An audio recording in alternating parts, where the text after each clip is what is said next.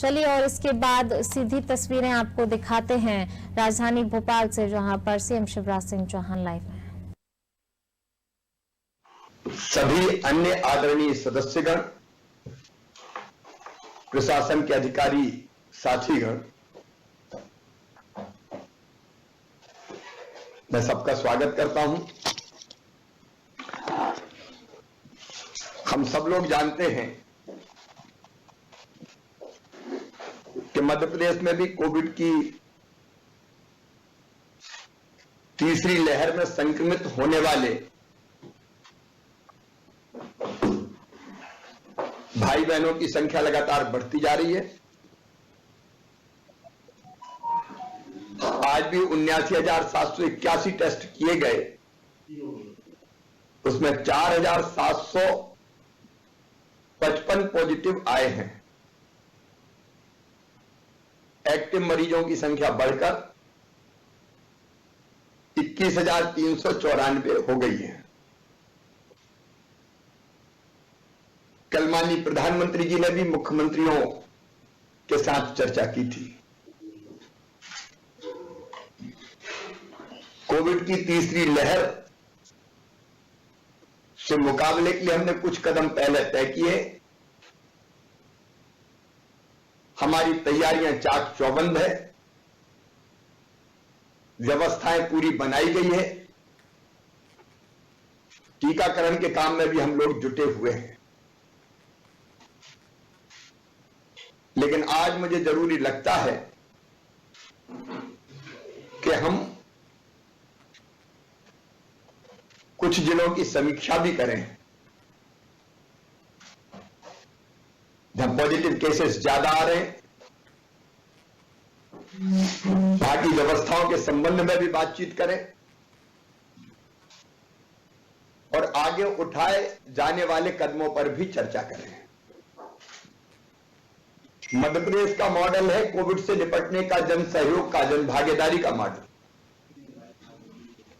और पहली और दूसरी लहर में भी आपके साथ चर्चा करके ही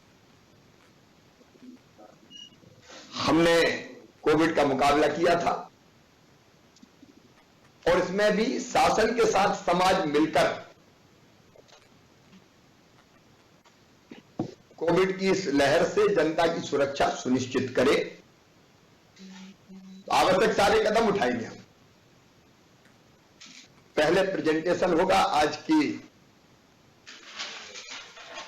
जो स्थितियां हैं, परिस्थितियां हैं, उनके बारे में। एसीएस मोहम्मद सुलेमान प्रेजेंटेशन करेंगे। उसके बाद हम कुछ चर्चा करेंगे। स्थिति का जिलावार भी हम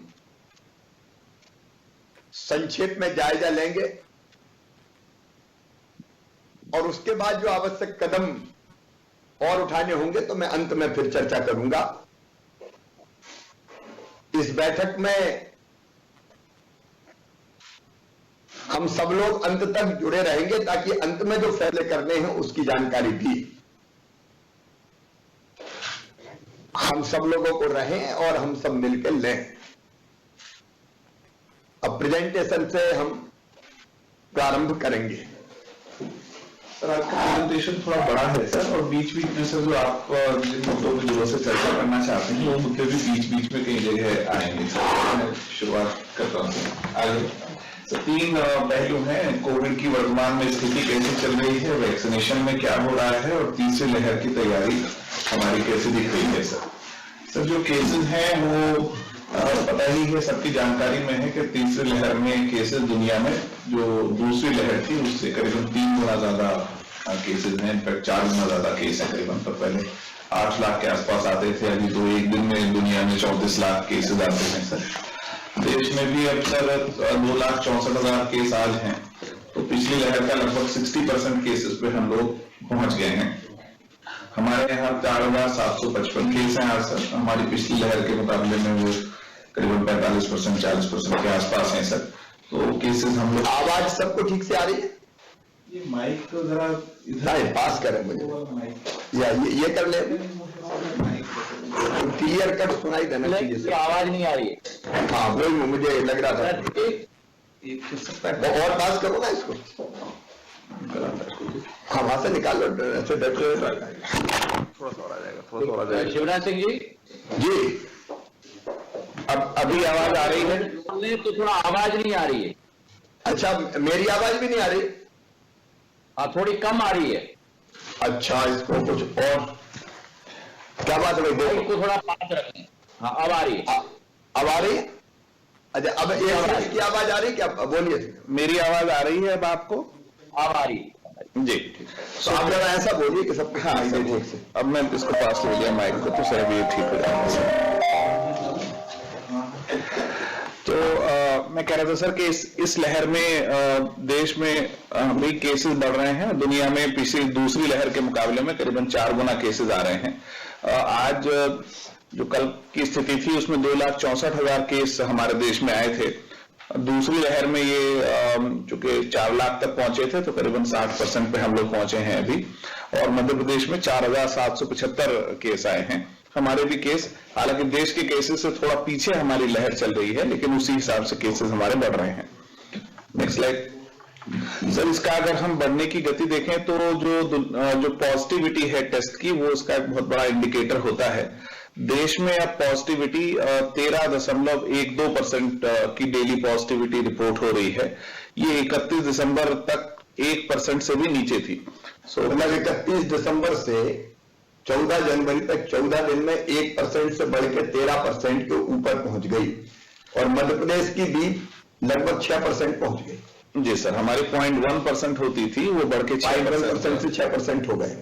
और 7 डे एवरेज भी इसका असर अब देश का डबल डिजिट में हो गया है, 10.8% का, और अपने मध्य प्रदेश का 4.02% का पॉजिटिविटी का एवरेज हो गया है। अगर हम साप्ताहिक समीक्षा करके देखें तो पिछले सप्ताह एवरेज हमारे डेली केस 5,336 होते थे, और अभी इस सप्ताह डेली केस हमारे 3,074 हैं। मतलब एक सप्ताह में डेली केसेस में भी 6 गुना की वृद्धि हमारी हुई है।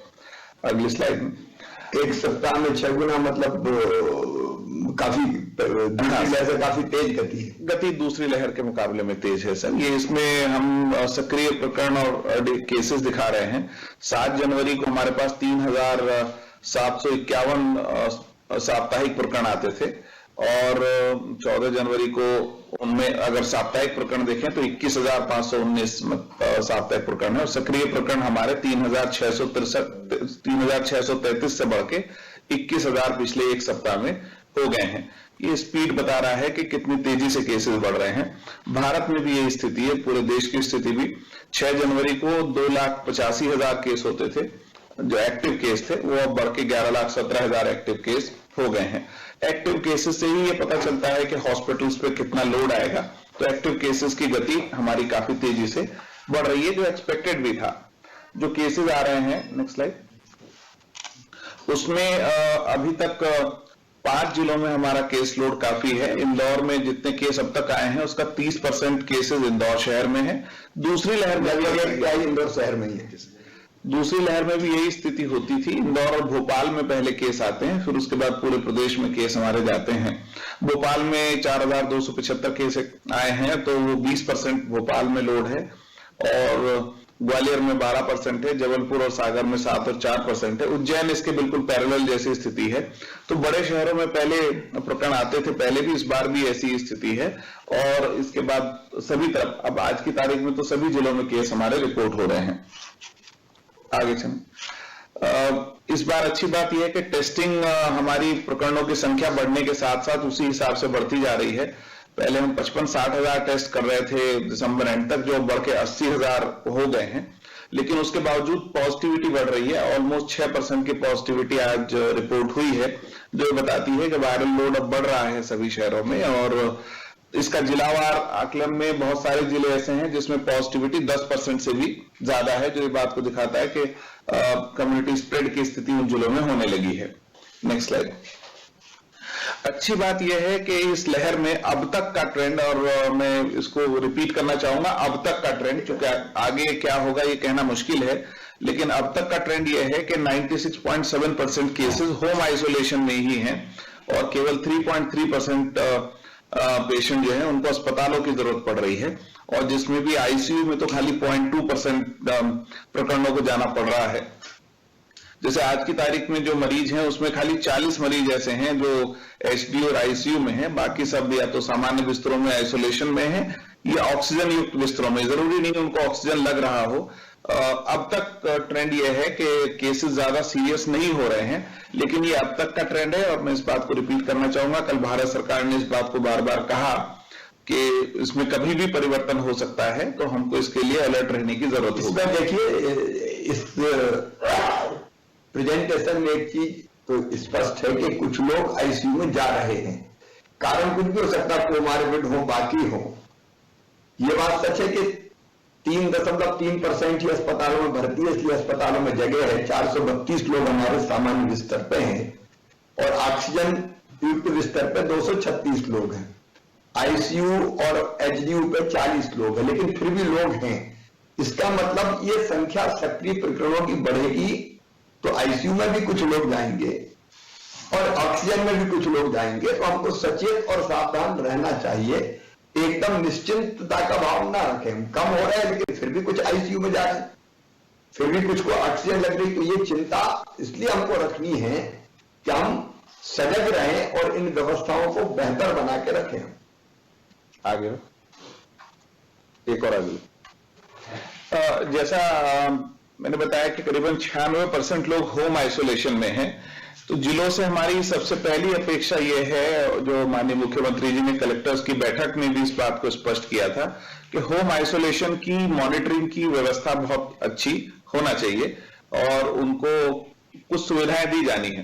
पहली बात यह है कि district command and control centre से होम आइसोलेशन में जो लोग रखे हैं उनको दिन में फोन किया जाए, पूछा जाए कि उनको कोई दिक्कत तो नहीं है। उनको अगर कोई परेशानी है तो टेली कंसल्टेशन मेडिकल दृष्टिकोण से किया जाए, वो डॉक्टर से बात कर सके district command and control centre में फोन करके। होम आइसोलेशन में जो उनको सावधानी रखनी है उसका हमने एक मिनट जरा हम लोग बीच में थोड़ी थोड़ी चर्चा करते जाते हैं सर। जिनमें ज्यादा केस है, इंदौर बताए पहले, होम आइसोलेशन में कोविड कमांड और कंट्रोल सेंटर से रोज फोन जा रहे हैं, फीडबैक लिया जा रहा है सर? डेली जा रहे हैं सर। हमारे यहाँ लगभग 7 दिन पहले शुरू हो गया था sir Covid command centre sir. इसमें टेली मेडिसिन की व्यवस्था भी है सर। कॉल्स भी जा रहे हैं, दिन में 2 बार जा रहे हैं सर।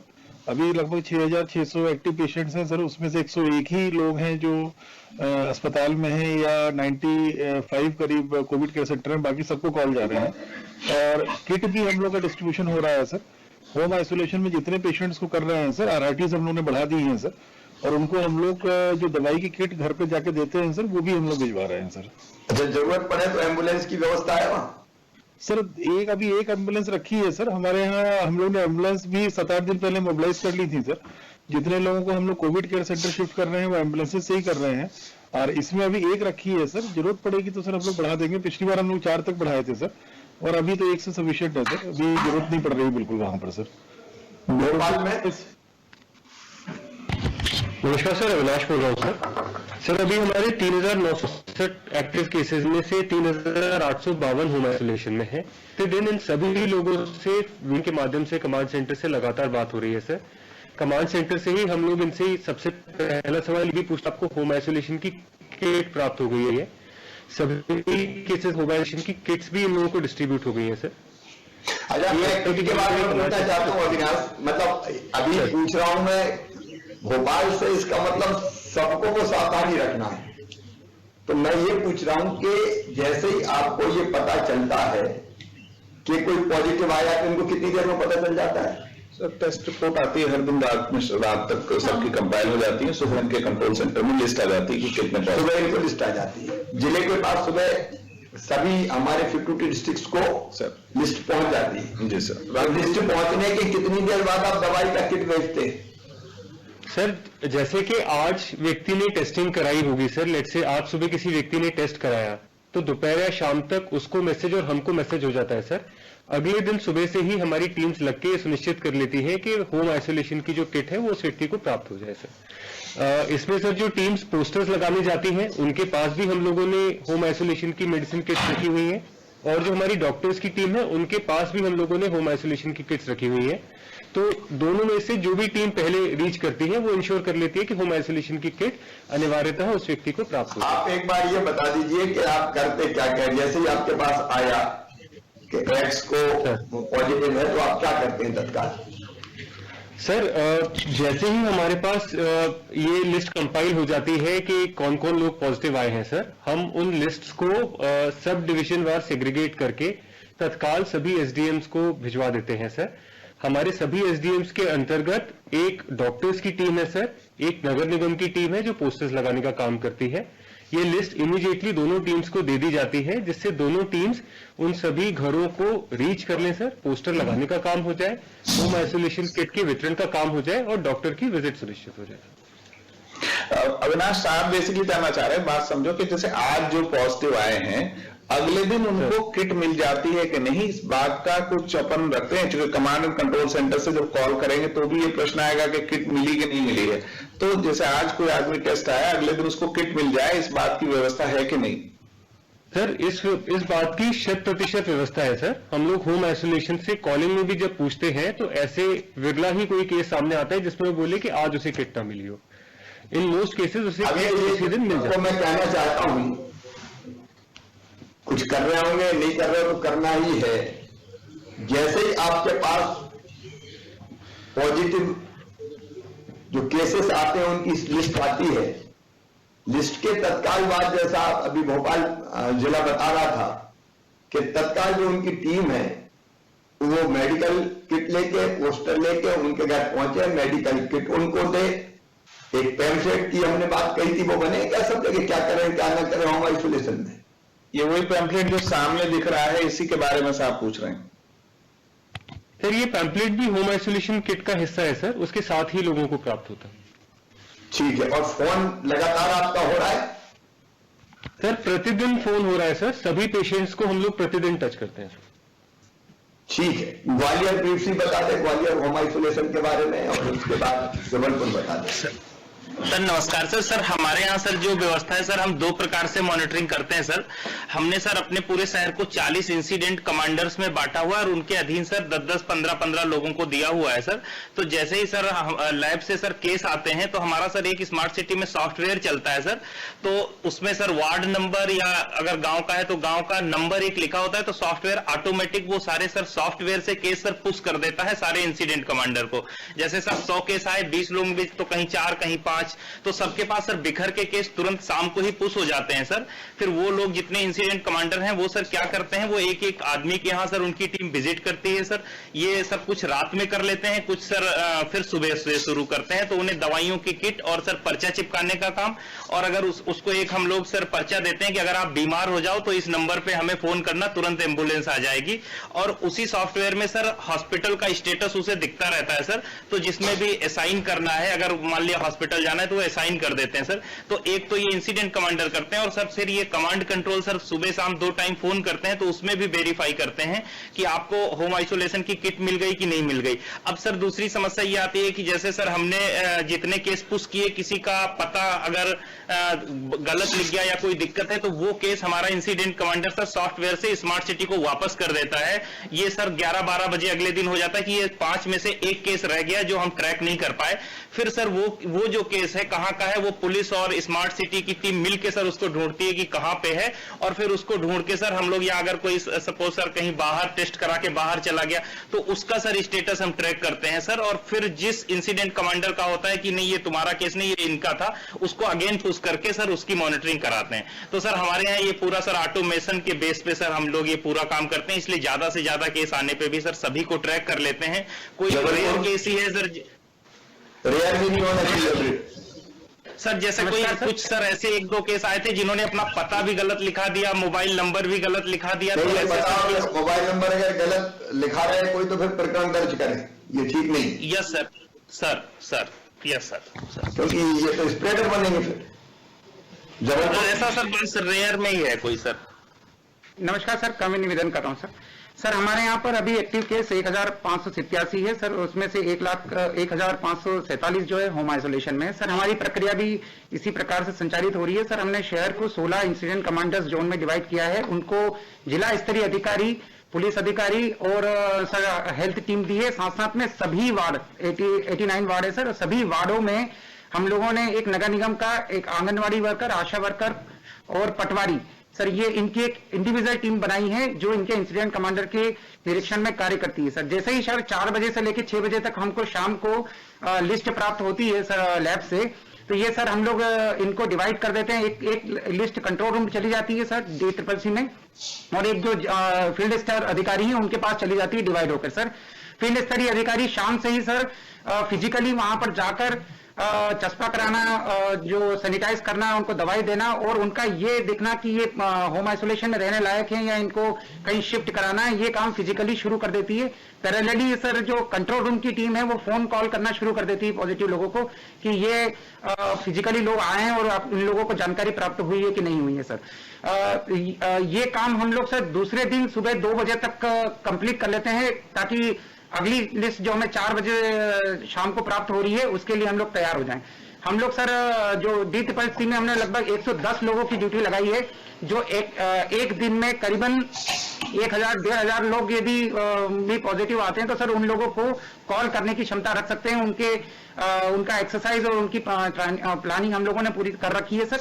ये बात सब ध्यान रखें कि ये संख्या बढ़ेगी और इसलिए होम आइसोलेशन में ज्यादा लोग रहेंगे, अस्पताल में कम जाएंगे। इसलिए ये कॉल करना, किट पहुंचाना, उनकी स्थिति पूछना, टेलीमेडिसिन की व्यवस्था करना, ये अत्यंत आवश्यक है। इसलिए मैंने इस पर ये चर्चा प्रारंभ की, क्योंकि इस लहर में सबसे इंपॉर्टेंट होम आइसोलेशन है। और होम आइसोलेशन में भी सावधानी कौन कौन सी, नहीं तो वहां खाना देने भी सामने जा रहे हैं, बाकी कुछ कर रहे हैं, तो वो पूरा परिवार ही पॉजिटिव हो जाएगा। तो होम आइसोलेशन में क्या क्या सावधानी रखी जानी चाहिए, ये भी इसमें निर्देश में सम्मिलित है। लेकिन फोन का कॉल, जब हमारा कॉल हो तो ये भी कहें कि उनके साथ बैठो मत, भोजन कैसे देना है, बाकी व्यवस्थाएं कैसी करनी है, मास्क की व्यवस्था, ये सब आपको करनी पड़ेगी। होम आइसोलेशन सबसे इंपॉर्टेंट है इस लहर में। सागर में क्या स्थिति है? नमस्कार सर, दीपक बोल रहा हूँ सर। हम लोगों ने भी सर अपने शहर को सर पूरे 7 इंसिडेंट कमांडर के क्षेत्र में बांटा हुआ है सर। और सर सागर में हम लोग दूसरा ये करते हैं सर कि रिपोर्ट हम लोग रात का इंतजार न करते हुए सर मेडिकल कॉलेज से नहीं करते, जैसे जैसे रिपोर्ट आती जाती है सर हम लोग लेते हैं। लगभग 3 बार सर रिपोर्ट हमें प्राप्त हो जाती है, तो उससे सर हमें फायदा ये होता है सर कि हम लोग जल्दी उसको कवर कर लेते हैं सर। जैसे पहले एक रिपोर्ट हमारे DCCC में आती है सर, और दूसरा सर फिजिकल इंसिडेंट कमांडर से बाद हम लोग भेज देते हैं सर। यहाँ से फोन लगाना भी स्टार्ट करते हैं सर, और सर फिजिकली जाकर के हमारी RRT भी सर उनके साथ में जाती है, जिसमें डॉक्टर भी सर होते हैं, और वो ये डिसाइड करते हैं कि उनको होम आइसोलेशन में रहना है नहीं, और उनका सर घर उस स्थिति में है कि जिनमें घर में आइसोलेशन में रह सकते हैं। अगर सर वो दोनों चीजें पाई जाती हैं सर, तो उसके बाद उनको होम आइसोलेशन रखते हैं, अदरवाइज सर उनको CCC में शिफ्ट कर देते हैं सर। और रेगुलर सर दवाइयों की व्यवस्था सर उनको टीम जाती है, पहली बार सब दवाई लेके जाती है सर, और रोजाना सर फॉलोअप भी उनका हो रहा है, और फोन पर लगातार चर्चा सर 2 बार उनसे दिन में की जा रही है सर हर किसी से। उज्जैन। नमस्कार सर, आशीष बोल रहा था सर। हमारे यहाँ जो जैसे ही पॉजिटिव की सूची आती है सर, वो 3-4 चरणों में आती है। जो प्राइवेट लैब्स वाले हैं सर, वो सुबह से देना स्टार्ट कर देते हैं। उसके बाद जो हमारी आईडी की लैब है, वो भी 2 पार्ट्स में देती है सर। पहले वो रूरल के दे देती है, उसके बाद वो अर्बन की देती है। तो हमने सर यहाँ शहर की जो RRTs बना रखी है, वो हमारे पास 20 में है, जो रैपिड रिस्पॉन्स टीम्स हैं सर। उसमें एक डॉक्टर रहता है और 2 और कर्मचारी रहते हैं सर। तो जैसे ही हमको सूची प्राप्त होती है, उनके बीच में उस सूची का बंटवारा हो जाता है। वो तत्काल घर पे पहुंचते हैं। जैसा आपने बताया सर, वो पोस्टर लगाने का काम, उनको देखने का काम कि उनका घर होम आइसोलेशन के लायक है या नहीं है, उसकी स्थिति कैसी है मरीज की, और उसी के अनुरूप उसको दवाई दे दी जाती है, वरना उसको हॉस्पिटलाइज कराया जाता है सर। इसके अलावा जो कॉन्टेक्ट ट्रेसिंग का काम है, वो भी साथ ही साथ वो लोग कर लेते हैं सर। हमने RRTs की संख्या इतनी रखी हुई है कि अगर किसी को 4-5 से ज्यादा एक दिन में अटेंड नहीं करना पड़ता है सर। उसके बाद में सर उसकी हम लोग जो पॉजिटिव लिस्ट बनाते हैं, अगले दिन हम सभी घरों पर बैरिकेडिंग भी अभी लगाने का काम कर रहे हैं। एक ही बैरिकेडिंग लगाते हैं, एक ही घर हम लोग वो करते हैं सर, जिससे कि एक सिंबॉलिक तरीके से ये रहे कि यहाँ पर कोई पॉजिटिव व्यक्ति है, तो अदरवाइज लोग अपने स्टाफ को, दूसरे लोगों को घर में एंट्री वगैरह अलाउ करते रहते हैं सर, तो उस पर थोड़ी लगाम लगती है। कभी कभी होता है सर कि फोन नंबर किसी का बंद आता है या किसी का कुछ होता है, तो हम लोग पुलिस की मदद से उसको भी ढूंढने का काम करते हैं, और एक भी व्यक्ति ऐसा नहीं होता है सर जो ना मिले। हम लोग लास्ट तक उसको ढूंढ के और या तो होम आइसोलेशन या फिर हॉस्पिटलाइजेशन का काम करते हैं सर। ठीक है, अब इसी पद्धति से जो बाकी जिले जहां ज्यादा प्रकरण है पॉजिटिव, उनसे चर्चा मैंने आप सबके सामने की, वो केवल उनके लिए नहीं की। बाकी भी जिलों में जहां कम अभी पॉजिटिव केसेस हैं, उनको भी वो कर ही रहे होंगे, अभी मैं बीच में और जब हम चर्चा करेंगे तब बात आ जाएगी, लेकिन इसी विधि से, इसी तरीके से हमको होम आइसोलेशन में जो पेशेंट्स हैं उनकी चिंता करनी है। जैसे मैंने पहले कहा कि होम आइसोलेशन बहुत इंपॉर्टेंट है, ज्यादा लोग उसी में रहेंगे। अब प्रेजेंटेशन पे आगे बढ़ते हैं, फिर आगे क्या करेंगे।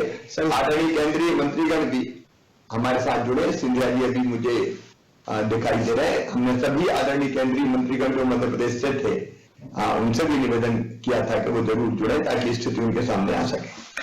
सर, इसमें होम आइसोलेशन की मॉनिटरिंग के लिए सर अपने यहाँ एक सेंट्रलाइज टीम भी लगाई हुई है, अशोक बनवाल जी उससे क्रॉस चेक भी करते हैं कि जो हमने व्यवस्था की उसका पालन हो रहा है कि नहीं।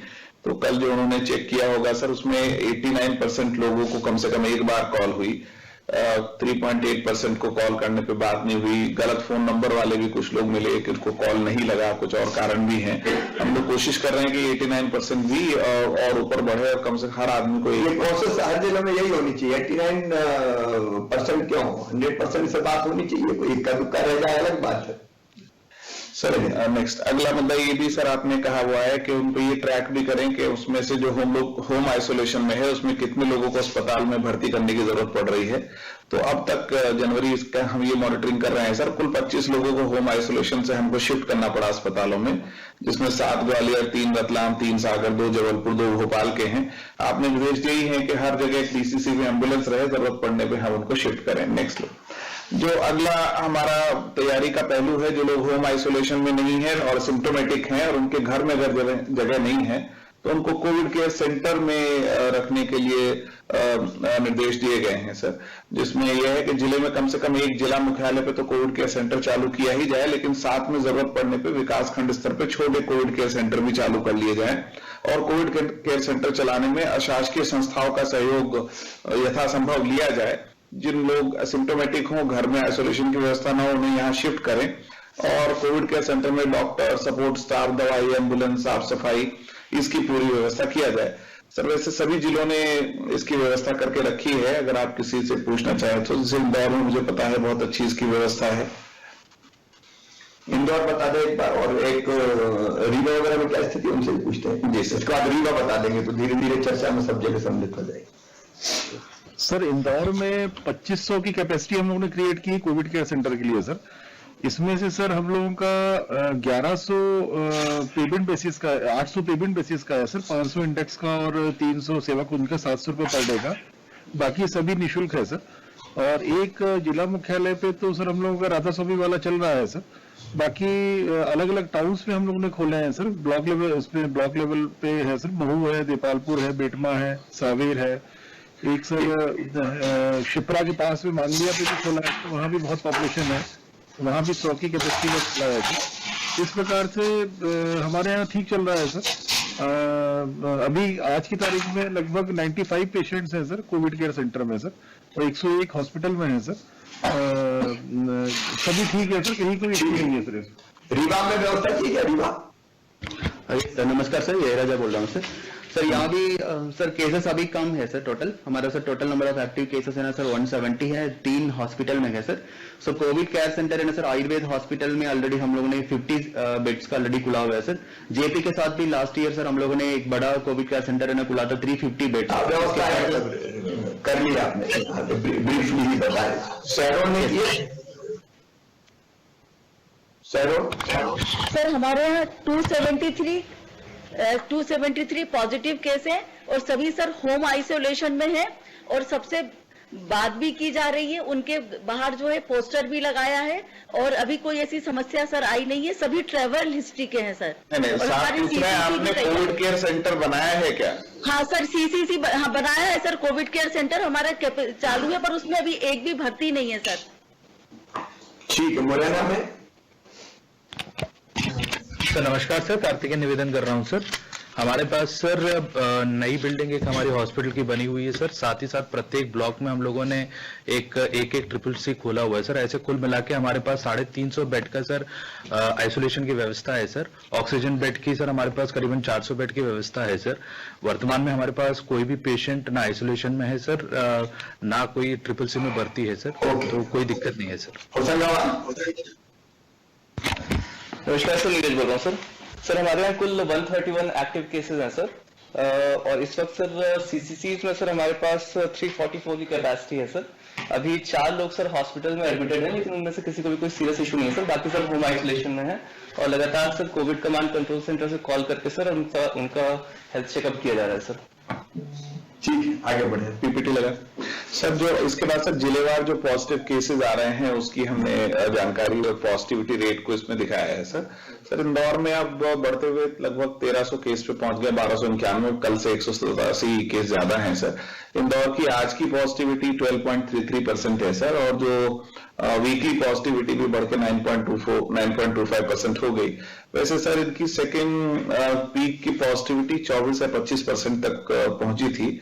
और इंदौर ये एक अंदाज लगाया कि हम कहां तक पहुंचेंगे, पीक पे जाएंगे तो? सर एक हम लोगों ने पूरी वर्किंग की है sir.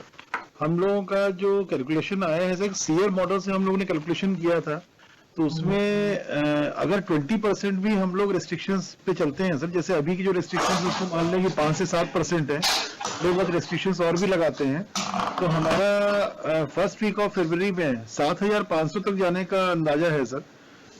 First week of February का है सर। उसमें जो पैरामीटर्स हम लोगों ने कैलकुलेशन में लिए हैं, जो पिछले 7 दिन के हमारे इंदौर के पैरामीटर्स थे, जैसे सर 2% हॉस्पिटलाइजेशन हमारा हो रहा है सर। अभी पिछले 7 दिन का जो एवरेज है, शुरू में ज्यादा हो रहा था, अभी कम हो गया है सर हॉस्पिटलाइजेशन। 2% हॉस्पिटलाइजेशन लिया है। 3.5 दिन का हम लोगों ने स्टे लिया है सर, कि जो 3.5 दिन एक हॉस्पिटल में स्टे कर रहे हैं। और 60% पॉपुलेशन हमने ये मानी है कि जो हमारी शहर की 42 लाख आबादी है करीबन इंदौर शहर की सर, उसका 60% पॉपुलेशन इस इन्फेक्शन के लिए प्रॉन है सर। उस प्रकार से जो कैलकुलेशन मॉडल, इसमें और भी बहुत सारे हम लोगों ने पैरामीटर्स लिए हैं जो पिछले 7 दिन के एक्चुअल ट्रेंड के आधार पे लिए हैं। तो 7500 का फिगर जा रहा है sir first week of February में। 1 फरवरी से लेकर के और 13 फरवरी के बीच में सर हमारी संख्या ज्यादा रहेगी सर, पॉजिटिव केसेस की भी, एक्टिव केसेस की भी, और हॉस्पिटलाइजेशन की भी सर। मैक्सिमम जो है लिमिट हमारी उस कैलकुलेशन से 7500 गई है सर। रेस्ट्रिक्शंस नहीं लगाते हैं सर, तो ये फिगर 9500 करीब जा रहा है सर।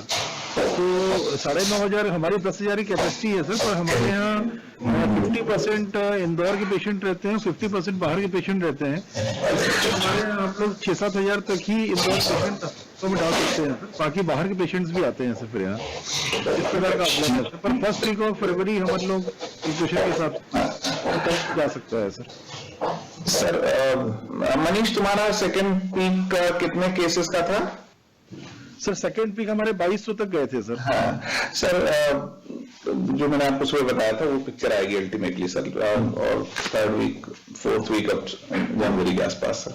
सर भोपाल में 145 आज बढ़े हैं सर, भोपाल 1000 क्रॉस कर गया, और भोपाल की पॉजिटिविटी भी सर 13.94 पे पहुंच गई। इंदौर से ज्यादा भोपाल की लगभग बराबर है सर। इनकी पिछली बार भी 25% के आसपास पॉजिटिविटी आई थी, तो थोड़ा पॉजिटिविटी बढ़ेगी सर। और टेस्ट अच्छा है, 7000 के आसपास टेस्ट हो रहे हैं। इंदौर भी टेस्ट ठीक कर रहे हैं? हाँ सर, 10,000 के आसपास टेस्ट है। इंदौर में प्राइवेट टेस्टिंग बहुत ज्यादा है सर। भोपाल में अपलोड होती कि नहीं सर? वो जो ये इंदौर ये जरूर देखे कि प्राइवेट करवाने के बाद upload sir private lab Indore में बहुत लैब सारे अपलोड करते हैं, सारे अपलोड करते हैं सर। जो RET घर में करते हैं उसमें थोड़ा बहुत ज्यादा होगा, और ठीक है सर। सर उसके लिए अधिकारी लगा रखे हैं इंदौर में सर, जो प्राइवेट लैब्स भी हैं सर। कई बार अपलोडिंग में S3 पोर्टल पे लोग डिले करते हैं, 24 घंटे से ज्यादा डिले हो रहा था सर। हम लोगों ने 6 लैब सर, हमारे यहाँ लगभग 30 लैब्स हैं सर, 6 लैब पे एक अधिकारी बैठा दिया है सर। डेली शाम को जब हम लोग बुलेटिन तैयार करते हैं सर, 6 बजे 6:30 बजे तक ये लोग पूरे एक्सेल शीट में बुलाते हैं। अब थोड़ा करेंगे मनीष, भोपाल का सर, जैसे मैंने कहा सर, भोपाल की 14% की पॉजिटिविटी है, और ट्रेंड अभी अपवर्ड है सर। भोपाल ऐसा मेरा अंदाजा है सर, हफ्ता 10 दिन और अपवर्ड ही रहेगा हमारे हिसाब से। भोपाल में कुछ इकट्ठा फिर जिलों को देख लेंगे सर। जी सर। और जो बाकी जगह केसेस, ग्वालियर में 570 केस हैं सर। ग्वालियर में कल भी नहीं थे, तो ग्वालियर कोई इनकी इजाजत नहीं दिख रही है सर। चलिए कि वो एक आध दिन रुक के भी बढ़ रहा है। जी सर। जबलपुर में बढ़े हैं सर 350। जबलपुर के सर 72 बढ़े हैं सर, और सागर में 130 आज बढ़े हैं। सागर में आज 263 केस हैं। सागर की पॉजिटिविटी में जंप आया है सर 10.88%। वो मेडिकल कॉलेज की लैब की पॉजिटिविटी आज अच्छी तेजी से बढ़ी है सर। और उज्जैन में 79 इंक्रीज हुई, 186 पे पहुंचे हैं, इनकी भी 9% की पॉजिटिविटी आने लगी है सर। विदिशा में भी आज सब्सटेंशियल जंप है सर, 95 केसेस हैं, 56 बढ़े हैं। और शहडोल में सर कल अचानक केसेस आए थे, इसलिए आज उसमें इंक्रीज नहीं, कल भी लगभग 70 के आसपास ही थे सर। खरगोन में आज इंक्रीज है 43 केस की, 68 रिपोर्ट हो रहे हैं सर। खरगोन की वजह से पॉजिटिविटी अभी ज्यादा नहीं है सर। रतलाम में पॉजिटिविटी आनी शुरू हुई है सर। रीवा में 5.46% है सर। और रीवा में सर 31 केस आज बढ़े हैं। रीवा की आज गवर्नमेंट लैब की पॉजिटिविटी भी 5% के आसपास है। रीवा इलैयाराजा, कुछ रीवा के बारे में कोई बात तो नहीं है शेयर करने की? जी सर, लेकिन मान लो आज मतलब पहली बार रीवा में केसेस में जंप है सर। बाकी सर कटनी, मुरैना, खंडवा सब में नॉर्मल केसेस की जंप है सर। हाँ, लेकिन जंप है जी सर, जंप है सर। जंप लगभग सभी जगहों में, सभी तरफ है सर। चार मतलब कुल मिलाकर पूरे प्रदेश में जिन जिलों में पहले पॉजिटिविटी काफी कम थी, वहां भी अब कहीं तेजी से कहीं धीरे धीरे पॉजिटिव केसेस की संख्या बढ़ रही है। अब कटनी में 46 है, मुरैना में 45 है, खंडवा में 44 है, दमोह में 41 है, सीहोर में 40 है, होशंगाबाद में 32 है। बड़े जो एकदम बड़े हैं कल से प्लस जो हुए। और वैसे सतना, अशोकनगर, छिंदवाड़ा, धार, अनूपपुर, नरसिंहपुर, मतलब चारों तरफ अगर हम देखें, दूसरी तरफ ये भी नेक्स्ट स्लाइड सभी में कुछ शिवराज मुद्दे। हाँ बोलिए। 2-3 बातें। एक तो आपको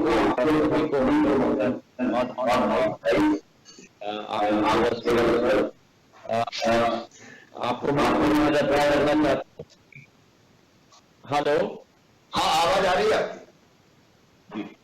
आपको मकर संक्रांति की बधाई आपको और सभी आपको भी और पूरी सभी मित्रों को बहुत बहुत बधाई जी। और आपको मैं धन्यवाद भी अर्पित करना चाहता हूं कि इतना अच्छा हम लोगों ने एक कार्य आयोजित किया है, समीक्षा बैठक की। 2-3 मुद्दे आपके समक्ष में रखना चाहता हूं जो अभी तक मैं देख पाया हूं इसी विषय पर, पॉजिटिविटी और टेस्टिंग। हमने जो खबर में देखा है कि पॉजिटिविटी जो है इस बार अगर हम देखें डेल्टा और ओमिक्रॉन को अगर हम कंपेयर करें तो डेल्टा का जो बेल कर्व है उसका जो वो थोड़ा फ्लैट था और लंबा था, बहुत लंबा चलता था, पर उसकी जो ऊंचाई थी वो काफी कम रेट ऑफ इन्फेक्शन की और रेट ऑफ स्प्रेड की। इस केस में ओमिक्रॉन में अवधि बहुत कम थी, लेकिन इसका जो पीक होगा, जो हम कहते हैं फिजिक्स में एम्पलीट्यूड, वेवलेंथ, एम्पलीट्यूड का हाइट बहुत ऊंचा होगा, मतलब इन्फेक्टिविटी और पॉजिटिविटी बहुत हाई होगी। तो अभी जो हम लोग दर्शा रहे हैं कि मध्य प्रदेश में हम लोग का 6% पॉजिटिविटी है, जैसे आपने भी देखा कि कई जिलों में 10 से 14% पॉजिटिविटी पहुंची है, ये आगे भी बहुत सारा बढ़ सकता है। जो कोरोना में मैट्रिक है इन्फेक्शन का और स्प्रेड का, उसको उसका नाम R0 एक ज्योमेट्रिक प्रोग्रेशन है कि अगर एक व्यक्ति संक्रमित होता है तो कितने जल्दी वो व्यक्ति उसको स्प्रेड करेगा। डेल्टा वेव में R0 ज्योमेट्रिक प्रोग्रेशन है, वो 1 to 1.6 तक था, मतलब हर एक व्यक्ति 1/6 व्यक्तियों को इन्फेक्ट कर सकता है और वो ज्योमेट्रिकली प्रोग्रेस करता है। ओमिक्रॉन में वही R0 का की संख्या 6 से 7 है, तो ज्योमेट्रिकली इतना ज्यादा फैलने की क्षमता रखता है। भगवान के आशीर्वाद से यहाँ हम लोगों के ज्यादा लोग आईसीयू में नहीं है और वेंटिलेटर पे नहीं है, तो इस वेव में स्प्रेड ज्यादा है लेकिन विरुलेंस बहुत कम है। तो इस वातावरण में मेरे 2-3 सुझाव हैं। एक तो हम लोगों के टेस्ट किट्स में बढ़ोतरी हमें करनी चाहिए। अभी हम लोग वेव 2 में हम लोग 60,000 की टेस्टिंग कर रहे थे, आज हम लोग करीब 80,000 की टेस्टिंग कर रहे हैं। जितना टेस्टिंग हम करें उतना ज्यादा इसको हम लोग कंटेन कर पाएंगे। इस टेस्टिंग की संख्या को हम बढ़ा पाए, और इसको अगर हमें बढ़ाना है तो दो चीज, तो टेस्टिंग किट्स और दूसरा टेस्टिंग सेंटर्स भी, वो भी हम लोगों को बढ़ाने होंगे, क्योंकि कई जगह ये हो रहा है कि टेस्टिंग किट्स बढ़ रहे हैं कई प्रदेश में, लेकिन टेस्टिंग सेंटर्स नहीं है। और यही हमारा अनुभव भी हुआ है, जो अभी ग्रुप ऑफ मिनिस्टर्स की मीटिंग हमारी केंद्र में हुई थी। इसी के साथ दूसरा है, तो आज हमारे कई जिलाधीशों ने भी इस पर चर्चा की है, टेस्ट रिजल्ट। देश में कई जिलों में रिजल्ट आते हैं 36 से 48 घंटे बाद। उससे क्या हो रहा है कि मैं तो अभी भी घर पे रह रहा हूं, लेकिन मैं संक्रमित हूं और मैं अपने पूरे परिवार को संक्रमित कर देता हूं। तो जो आपने आज अपने तरफ से सुझाव भी दिया था कि टेस्ट रिजल्ट 24 घंटे के भीतर आने, अभी ये संभव नहीं हो पा रहा है क्योंकि सिस्टम पर लोड बहुत है। तो testing machine cycle time, testing result, इस पर 24 घंटे के अंदर हम लोगों का नियम होना चाहिए कि वो अपलोड सुनिश्चित रूप से हो जाना चाहिए, चाहे प्राइवेट लैब हो या गवर्नमेंट लैब। दूसरा मेरा सुझाव है कि होम टेस्टिंग किट्स भी हम लोग सप्लाई करें, कि बहुत सारे लोग होम टेस्ट भी करवाएं, उससे भी सुविधा हो जाती है, जल्दी पकड़ जाता है होम टेस्टिंग किट्स के आधार पर। तीसरा कि वो आइसोलेशन वार्ड हम रखते हैं, ये इतनी तेजी से फैलता है कि घर के अंदर अगर हम लोग रह जाएं तो पूरा परिवार घर संक्रमित हो जाता है, और इसमें एसिम्टोमेटिक करीब 80% लोग एसिम्टोमेटिक निकल रहे हैं। इसलिए टेस्टिंग बहुत महत्वपूर्ण है। ये 3-4 मेरे सुझाव जो आपके समझ। धन्यवाद आपको। एक बार पूरा प्रेजेंटेशन हो जाए तो बाकी मित्रों के भी जो सुझाव आएंगे उसके आधार पर कुछ पूछताछ भी मैं करूंगा। अभी वैक्सीनेशन की स्थिति क्या है उस पर भी मुझे जानकारी लेनी है, और थोड़ा देर तक हमको बैठना पड़ेगा, इसलिए प्रेजेंटेशन पहले पूरा कर लें, फिर बाकी मित्र भी कुछ और चर्चा करेंगे। हमारे विधायक साथीगण, सांसद साथीगण भी जुड़े हुए हैं, और फिर बाकी मुद्दों पर चर्चा करते हुए हम आगे बढ़ेंगे। प्रेजेंटेशन पूरा कर लें।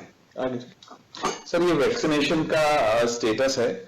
सर, हमने मध्य प्रदेश में 96.6% को फर्स्ट डोज लगाया है सर, 92.3% को 7 डोज लगाया। 18 प्लस की बात है सर। जो 15 to 17 वर्ग होता है सर, उसमें अगर हम 15 to 18 काउंट करें तो जरूर 76 दिखता है, लेकिन सर 15 to 17 जो गवर्नमेंट ऑफ इंडिया मान रहा है सर, तो उसमें 57.6। गवर्नमेंट ऑफ इंडिया जो मानता है उसमें भी कई राज्यों ने बहुत बेहतर किया। जी सर, तो मैं जिलावार देखूंगा और जिलों को बताना पड़ेगा तो उनका कम वैक्सीनेशन हुआ तो क्यों हुआ। सर 57.6% को वो वैक्सीनेशन हुआ है सर, और प्रिकॉशन डोज हमारी अभी लगनी शुरू हुई है सर।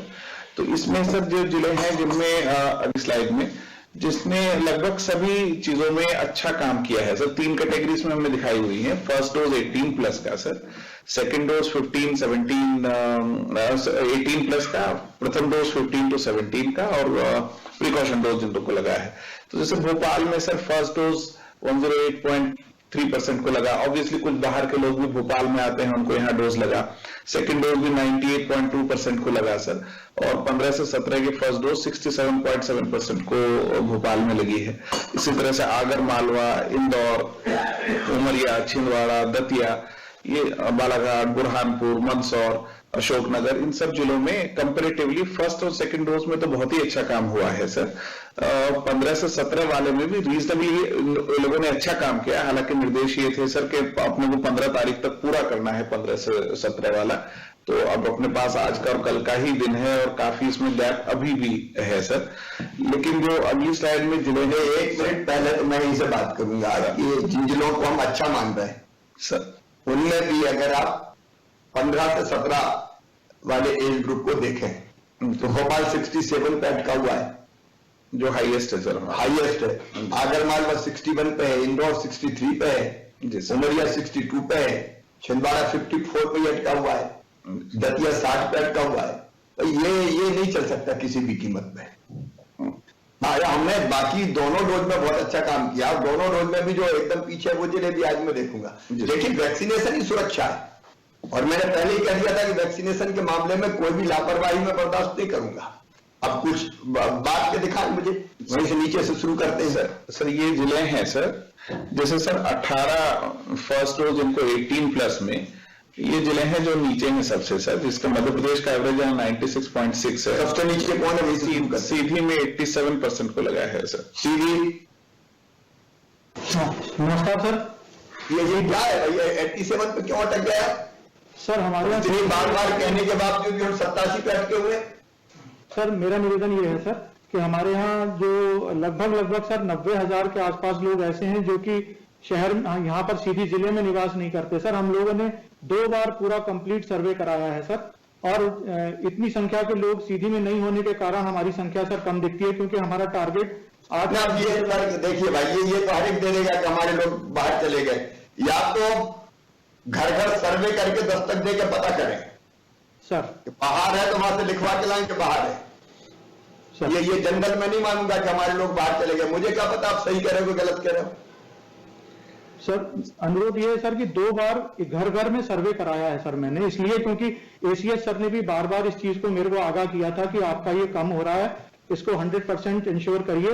तो इसीलिए सर मैंने 2 बार इसमें सर्वे कराया सर, हमारे यहाँ पूरे स्टाफ को लगा के, जो ANM, आशा कार्यकर्ता, आंगनवाड़ी कार्यकर्ता और जो ग्राम रोजगार सहायक हैं सर, सभी की टीम बनाकर एक सूची के आधार पर कि आपने सर मैं एक सेकंड सर, मैं आज वो हालांकि अगली स्लाइड में हालांकि मैं डेटा आपको रखा कि वोटर लिस्ट से क्या बनता है सर। इनका वोटर लिस्ट से भी मैच नहीं होता। वोटर लिस्ट में इनका 76% आता है, तो या तो इनकी वोटर लिस्ट भी खराब है सर, या फिर कुछ बात है सर, मतलब वोटर लिस्ट में इससे भी कम आ रहा है, 76% आ रहा है सर। नहीं, ये संतोषजनक नहीं है भाई, इसका तरीका बताओ, एसीएस बताए सर। एक्चुअली इनके आसपास हमको भारत सरकार में 100% करके देना है टीकाकरण, मैं क्यों पीछे रहूं?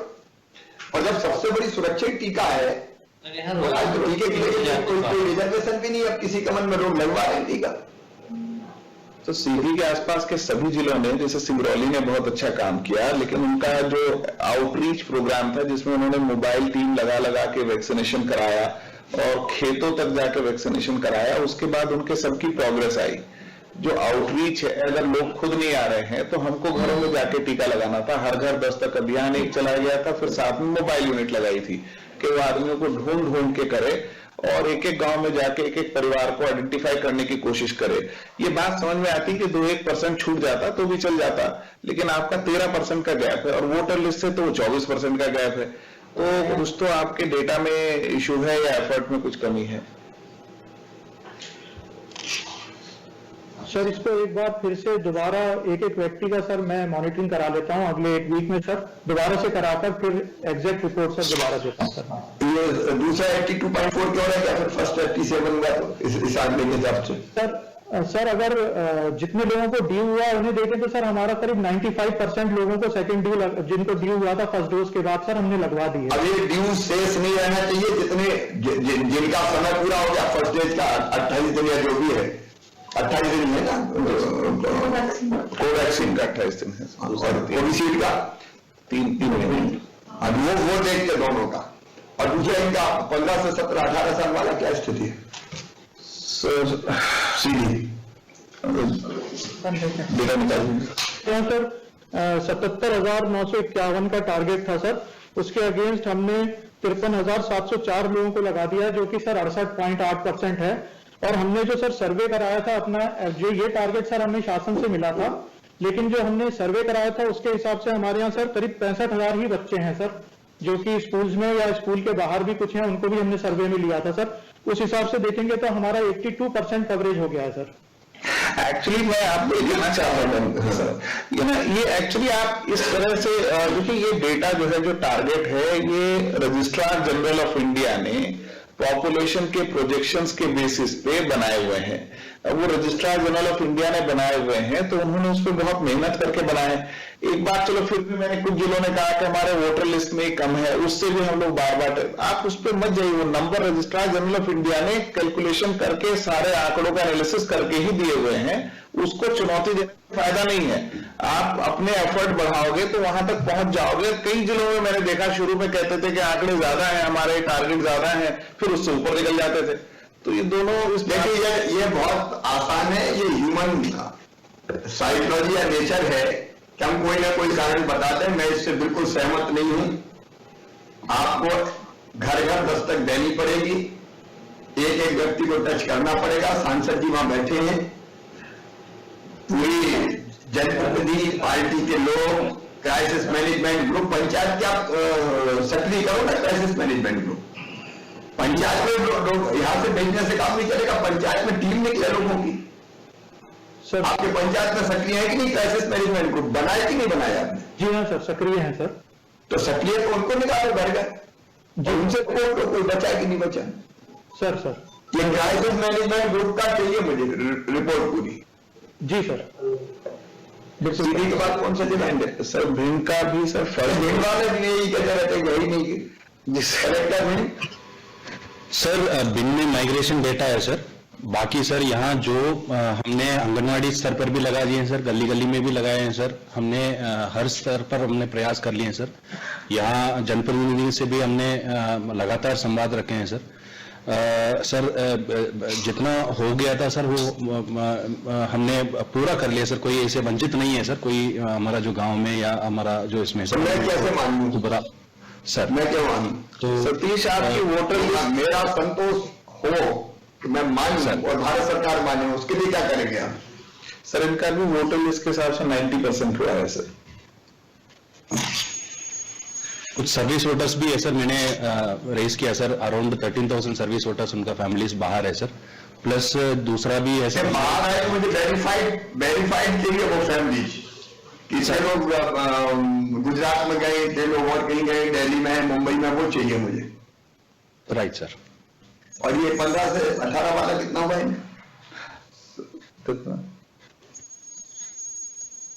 89,000 अभी हुआ है लेटेस्ट। कितना करना था? 1,22,000 का है सर। सर 71,000 के 15 से 17 अगर लेंगे तो 71,601, 58%। ये भी बहुत कम है अभी सर। उसमें हम अभी भी लगातार प्रयासरत हैं। आपने तय किया था 15 तारीख तक हम पूरा करेंगे, आज 14 तारीख हो गई। सर वही इशू था सर, जैसे रेज कर रहे हैं सर। हमने प्राइवेट स्कूल और गवर्नमेंट स्कूल बच्चे हैं सारे कर लिया था सर। उसमें 90,000 के आसपास ही आ रहा था सर। तो इसलिए ऐसे होंगे तो स्कूलों में नहीं है सर। आउट ऑफ स्कूल भी हम रीच कर रहे हैं सर। हम सभी ईद भट्टों में उसको भी लिस्टिंग करके सर 7,500 बच्चे था सर, सभी को हम लगा रहे हैं सर। तो उसके बाद भी है सर 1,22,000 है सर, क्योंकि प्रोजेक्टेड पॉपुलेशन के आधार पर हुआ है सर। वो यहाँ संभव नहीं हो पा रहे हैं सर 1,22,000 के हिसाब से सर। ये आंकड़े कैसे आए? शिव रजिस्ट्रार के आंकड़े हैं सर, रजिस्ट्रार जनरल के आंकड़े हैं 48। वो ऐसे कैसे अंदाज लगा लिया कितने बच्चे हैं सर? उनके पास सेंसस के डेटा को उन्होंने ग्रोथ रेट पे प्रोजेक्टेड किए हुए हैं सर। और तो थोड़ा आगे पीछे हो सकते हैं, थोड़ा बहुत हुआ है सर, ज्यादा नहीं होगा उसमें। सर हम भी 1 लाख तक पहुंच जाएंगे सर। नदर 10,000 हम कर लेंगे नेक्स्ट 2 डेज में, बट 1,22,000 थोड़ा सा अनअचीवेबल लग रहा है सर। 17 को कलेक्टर 16 के बजाय कलेक्टर कमिश्नर कॉन्फ्रेंस 17 को है, 17 को मैं हिसाब दूंगा पूरा सर। मंडला में जरूर सर मैं कहना चाहता हूँ, कलेक्टर बताएंगे वैसे तो इनके अगर हम वोटर लिस्ट के हिसाब से देखें तो 96% मंडला का हुआ है सर। और मंडला में वो कलेक्टर बार बार चिट्ठी लिख के वो आंकड़ों को, चूंकि उन्होंने सारे जिलों के सर्टिफिकेट भी लिए हैं। कलेक्टर बताए। जी सर। नमस्कार सर, हर्षिका बोल रही हूँ सर। सर हमारे यहाँ पे आज की डेट में सर 7,17,000 लोगों को सर प्रथम डोज लगा है सर। जैसा सर एसी सर बता रहे हैं, हमारे यहाँ पे सर जो टोटल वोटर्स की संख्या है सर वो 7,52,000 है सर, जिसमें हम लोगों ने इनफैक्ट जो छूटे हुए लोग भी थे सर जिनका नया वोटर कार्ड नहीं बना था उनको भी सर घर घर सर्वे करके इंक्लूड किया है सर। मेरे यहाँ पे जो गैप आ रहा है सर लगभग 36,000 का सर, मेरे यहाँ पे सर सर्वे भी हम लोगों ने करवा दिया सर। 33,300 के आसपास का सर मेरे पास सूची आ गया है। जो लोग सर केरला में, तमिलनाडु में, आंध्रा में सर मैं इस बात से सहमत हूं कि मुझे कलेक्टर सूची भेजें वेरीफाइड करवा के कि ये लोग नहीं है, तो हम मानेंगे कि ठीक है ये लोग नहीं है, तो वो भारत सरकार को फिर वो आंकड़े भेजे जाने चाहिए। वो वेरीफाइड सूची मुझे चाहिए। आपका 15 से 17 18 के बीच कितना हुआ है? 56 सर 15 से 18 का हमारा सर लक्ष्य 68,000 है सर, जिसके विरुद्ध में अभी 50,000 हुआ है सर टोटल। इसमें सर जैसे बाकी बता रहे हैं सर यहाँ बता रहे हैं टोटल 58% हुआ है, आप बता रहे हैं कि 58 में से 50 लग गया। हर्षिका 15 से 17 ही पकड़ना है। ये 15 से 18 का था, 17 क्यों पकड़ना? सर वो एक्चुअली क्या हो रहा था कि वो जो टोटल है सर, जब उन्होंने 1 तारीख से उसको कहा 15 से 17, तो उसमें 2004 भी एक्टिव हो गया। अदरवाइज पहले 2004 को वैक्सीनेशन नहीं हो सकता था, अब वो 2004 लेकिन हमारे हिसाब से 18 में काउंट होता है सर। तो वो इसलिए अभी पिछले कुछ दिनों में सर जो 18+ का 2% बढ़ा, हमारा 94.6 पे स्टक था सर, वो बढ़ा उस चक्कर में तो 18 पोर्टल पे एक्टिव हो गया, लेकिन वो गवर्नमेंट ऑफ इंडिया मानेगी नहीं सर। वो नहीं, अपन ने कल देखा प्रधानमंत्री जी की जो वो थी उसमें हेल्थ सेक्रेटरी ने बताया, बाकी राज्यों ने अच्छा किया तो उनसे भी तो लागू हो जाए। जी सर। हर्षिका उसी पे रहो 15 से 17 पे। सर बिल्कुल सर। और मेरे यहाँ पे सर जो बच्चे हैं सर, हम लोग घर घर सर्वे भी आज भी मेरा चल रहा है सर। सामग्री की पूरी सूची निकाल के हम जा रहे हैं सर, 2 दिन में हम पूरा उसको कवर कर देंगे सर। पन्ना। नमस्कार सर हमारा 7,16,000 के टारगेट के 6,45,000 फर्स्ट डोज हुआ सर, और 45,000 हमारे जो पन्ना का सर आपकी जानकारी के लिए वोटर लिस्ट के हिसाब से खाली 88% हुआ है। तो पन्ना भी कलेक्टर से बीच बीच में बात होती रही, शुरुआत में इनका बहुत ही खराब था, फिर उन्होंने कुछ मेहनत करी तो थोड़ा सुधरा, बट पन्ना में भी गैप है सर। ये गैप है भाई, संतोषजनक नहीं है। या तो मुझे बाकायदा वेरीफाइड लिस्ट चाहिए कि ये लोग नहीं है हमारे। सर जो लोग बाहर हैं उनको हम लोग फोन करके पूछ रहे हैं, वो लोग सब लोग बता रहे हैं उन्होंने अपने जहां पे काम कर रहे हैं वहां उन्होंने वैक्सीन लगवा लिया है सर। तो यहाँ नहीं है, लेकिन उनको वैक्सीनेशन का स्टेटस हम लोगों ने मैप कर लिया सर। वैक्सीनेटेड लगभग सब लोगों ने लगा लिया सर।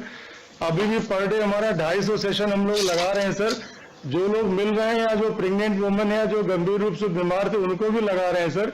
वैक्सीनेशन 250 पर डे हम लोग लगा रहे हैं सर। आपकी मोबाइल टीम कितनी है? मोबाइल वैक्सीनेशन टीम कितनी है? सर हमारी मोबाइल वैक्सीनेशन टीम 100 है सर, जो गांव में 2 घंटा सेशन बैठती है सर, फिर डोर टू डोर जाती है सर। और हर टीम में ANM, आंगनवाड़ी कार्यकर्ता, आशा कार्यकर्ता, टीचर्स, पटवारी, GRS। इसके अलावा सर हर गांव में एक नोडल अधिकारी हमने अपॉइंट किया सर, जो पर डे वैक्सीनेशन का और ये कोविड का दोनों को मैनेज कर रहे हैं सर। डेली हम लोग उनसे बात कर रहे हैं सर। और ये आंकड़ा हमारा सर फर्स्ट डोज का हम लोग ये भी अगले 1 हफ्ते में 5% हमारे। 15 से 17 बताइए, 15 से 17 क्या स्थिति है? 15 से 17 में सर 70,000 हमको लगाना था, हम 56,000 लगा चुके हैं सर। 14,000 हमारा बचा सर, हमारा आज भी 2.5। देखिए ये आंकड़ों में अब गलत आंकड़े प्रस्तुत मत कीजिए। हमारे पास क्या नंबर है इनका? 42,376। संजय, अभी दूसरे कलेक्टर की बात पे आप सुन रहे होंगे, 15 से 17 गिनना है, 15 से 18 सॉरी सर 15 से 17 में सर 42,000 हुआ सर। बाकी हमारा 28,000 जो बचा है सर, आज भी 250 जगह सेशन लगा सर, कल भी लगा। कल शाम तक हम लोग 100% पूरा कर लेंगे सर। स्कूलों में हमने लगा लिया सर सारा। हमने समग्र का जो डेटा है अर्बन और पंचायत का दोनों निकाला सर, 15 से 18 का, उसकी लिस्टिंग कर ली सर, उसका सर्वे कर लिया। अब हम डोर टू डोर जो बालिकाएं हैं जो छूटी हुई सर, जो ड्रॉप आउट है, उनको हम लोग घर घर कवर कर रहे हैं सर। ये सेकेंड डोज का खरगोन बताए 85% पे क्यों अटके हैं? Sir good morning sir. Sir request है सर, हमारा फर्स्ट डोज जो है सर 94% हुआ है सर। इसमें जो हमारा मैक्सिमम जो माइग्रेशन से वापस आए थे दिवाली के समय में हमने लगाना चालू किया है सर। तो इसलिए हमारा एलिजिबल सेकेंड डोज है सर, उसका 99.3% हमने लगा दिया है सर। 15 से 17 कितना हुआ है सर? उसमें जो है सर हमने अभी जो 63,724 हमने लगाए हैं सर। सर स्कूल बच्चों का टोटल जो प्राइवेट और पब्लिक स्कूल मिला के जो है सर 83,000 है सर। हमने 85,000 लगा दिए हैं सर। अभी जैसे दूसरे कलेक्टर भी बता रहे थे सर, अभी हमने समग्र का निकाल के डोर टू डोर लगाना बाकी है सर। स्कूल बच्चों को तो कवर हो गया है सर। डोर टू डोर लगाइए, जो स्कूल में बच्चे ने उनको कवर कीजिए। आप भी बढ़वानी सर हम इस हफ्ते कवर कर लेंगे सर। Thank you sir. नमस्ते सर, शिवराज बोल रहा हूँ सर, बढ़वानी जी सर। सर बढ़वानी का मैं बताऊं सर, एक्चुअली इनका भी हमारे हिसाब से चैलेंजिंग है सर, क्योंकि इनका भी वोटर लिस्ट से खाली 86% हुआ है। अगर अपन वोटर लिस्ट को पकड़े 86 ही बता रहे हैं जी सर। ये सेकंड डोज बता रहे हैं 86.1। हमारी फर्स्ट डोज ही हमारे हिसाब से वोटर लिस्ट से तो 86% है।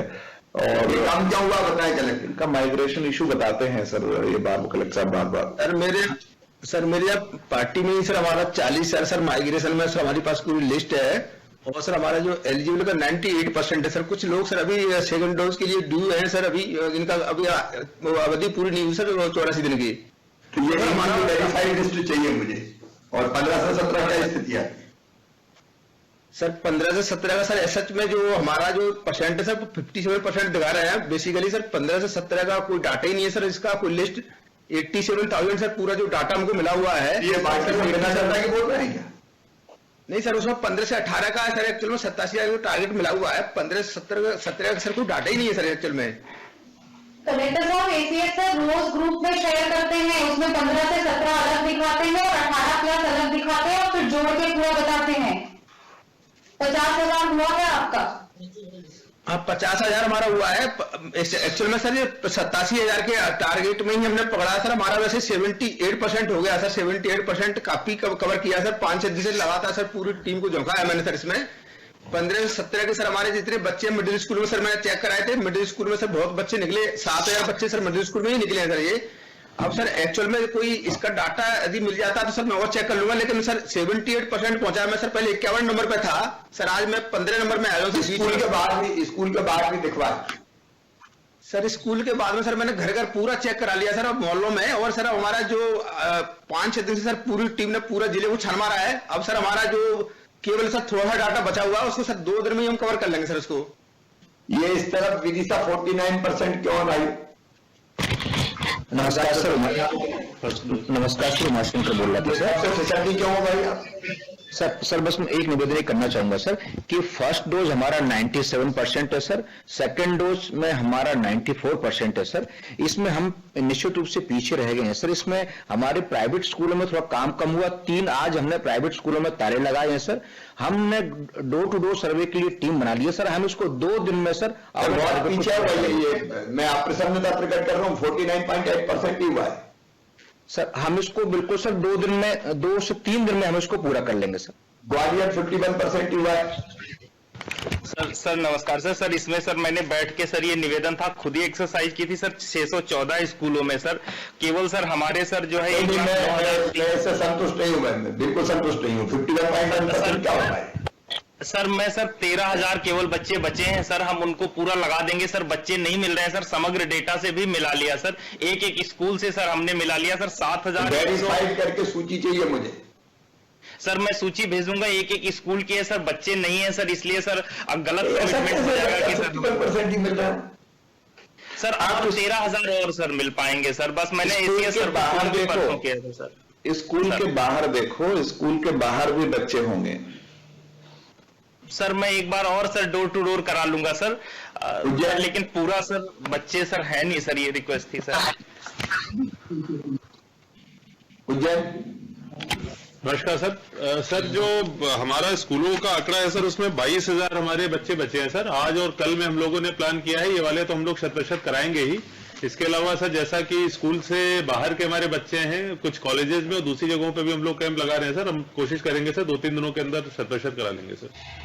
सुनिश्चित करना है, 17 को जवाब देना पड़ेगा। झाबुआ नमस्कार सर। सर 15 से 17 में हमारे सर अगर पोर्टल के आधार पर सर हमने पूरी सूची भी निकाल ली है और सभी सर 2-2 टीम हमने वेरिफिकेशन के लिए भी बना दी है। सर पोर्टल के आधार पे केवल सर 40,620 है जिसको सर हमने अचीव कर लिया है। इसमें शासकीय और प्राइवेट दोनों हैं। सर बस रिक्वेस्ट ये थी कि जो साला त्यागी बच्चे हैं उनके लिए सर हमने डोर टू डोर सर्वे के लिए टीम कल से बना के कल से मोबिलाइज भी कर दी है और सर वेरीफाइड लिस्ट भी हम सर बना देंगे सर। मैक्सिमम अब केवल 1100 से 1200 टीके और लग पाएंगे, बच्चे हमारे इतने ही मिल रहे हैं। कल सर लेट नाइट भी हम प्राचार्यों के साथ के बाद 1100-1200 पक्का बाहर होंगे सर, स्कूलों से बाहर बच्चे होंगे। ये स्कूल के बाहर देखो गाँव में जी सर। उसी के लिए सर गांव के हमने सर पंचायत की एक अलग टीम बनाई है और महिला बाल विकास और हेल्थ की अलग टीम बनाई है। स्कूल में एडमिशन है और स्कूल आ रहे हैं वही नहीं है भाई। बच्चों का मतलब इस एज ग्रुप के स्कूल में नहीं है, वो बच्चे भी हैं।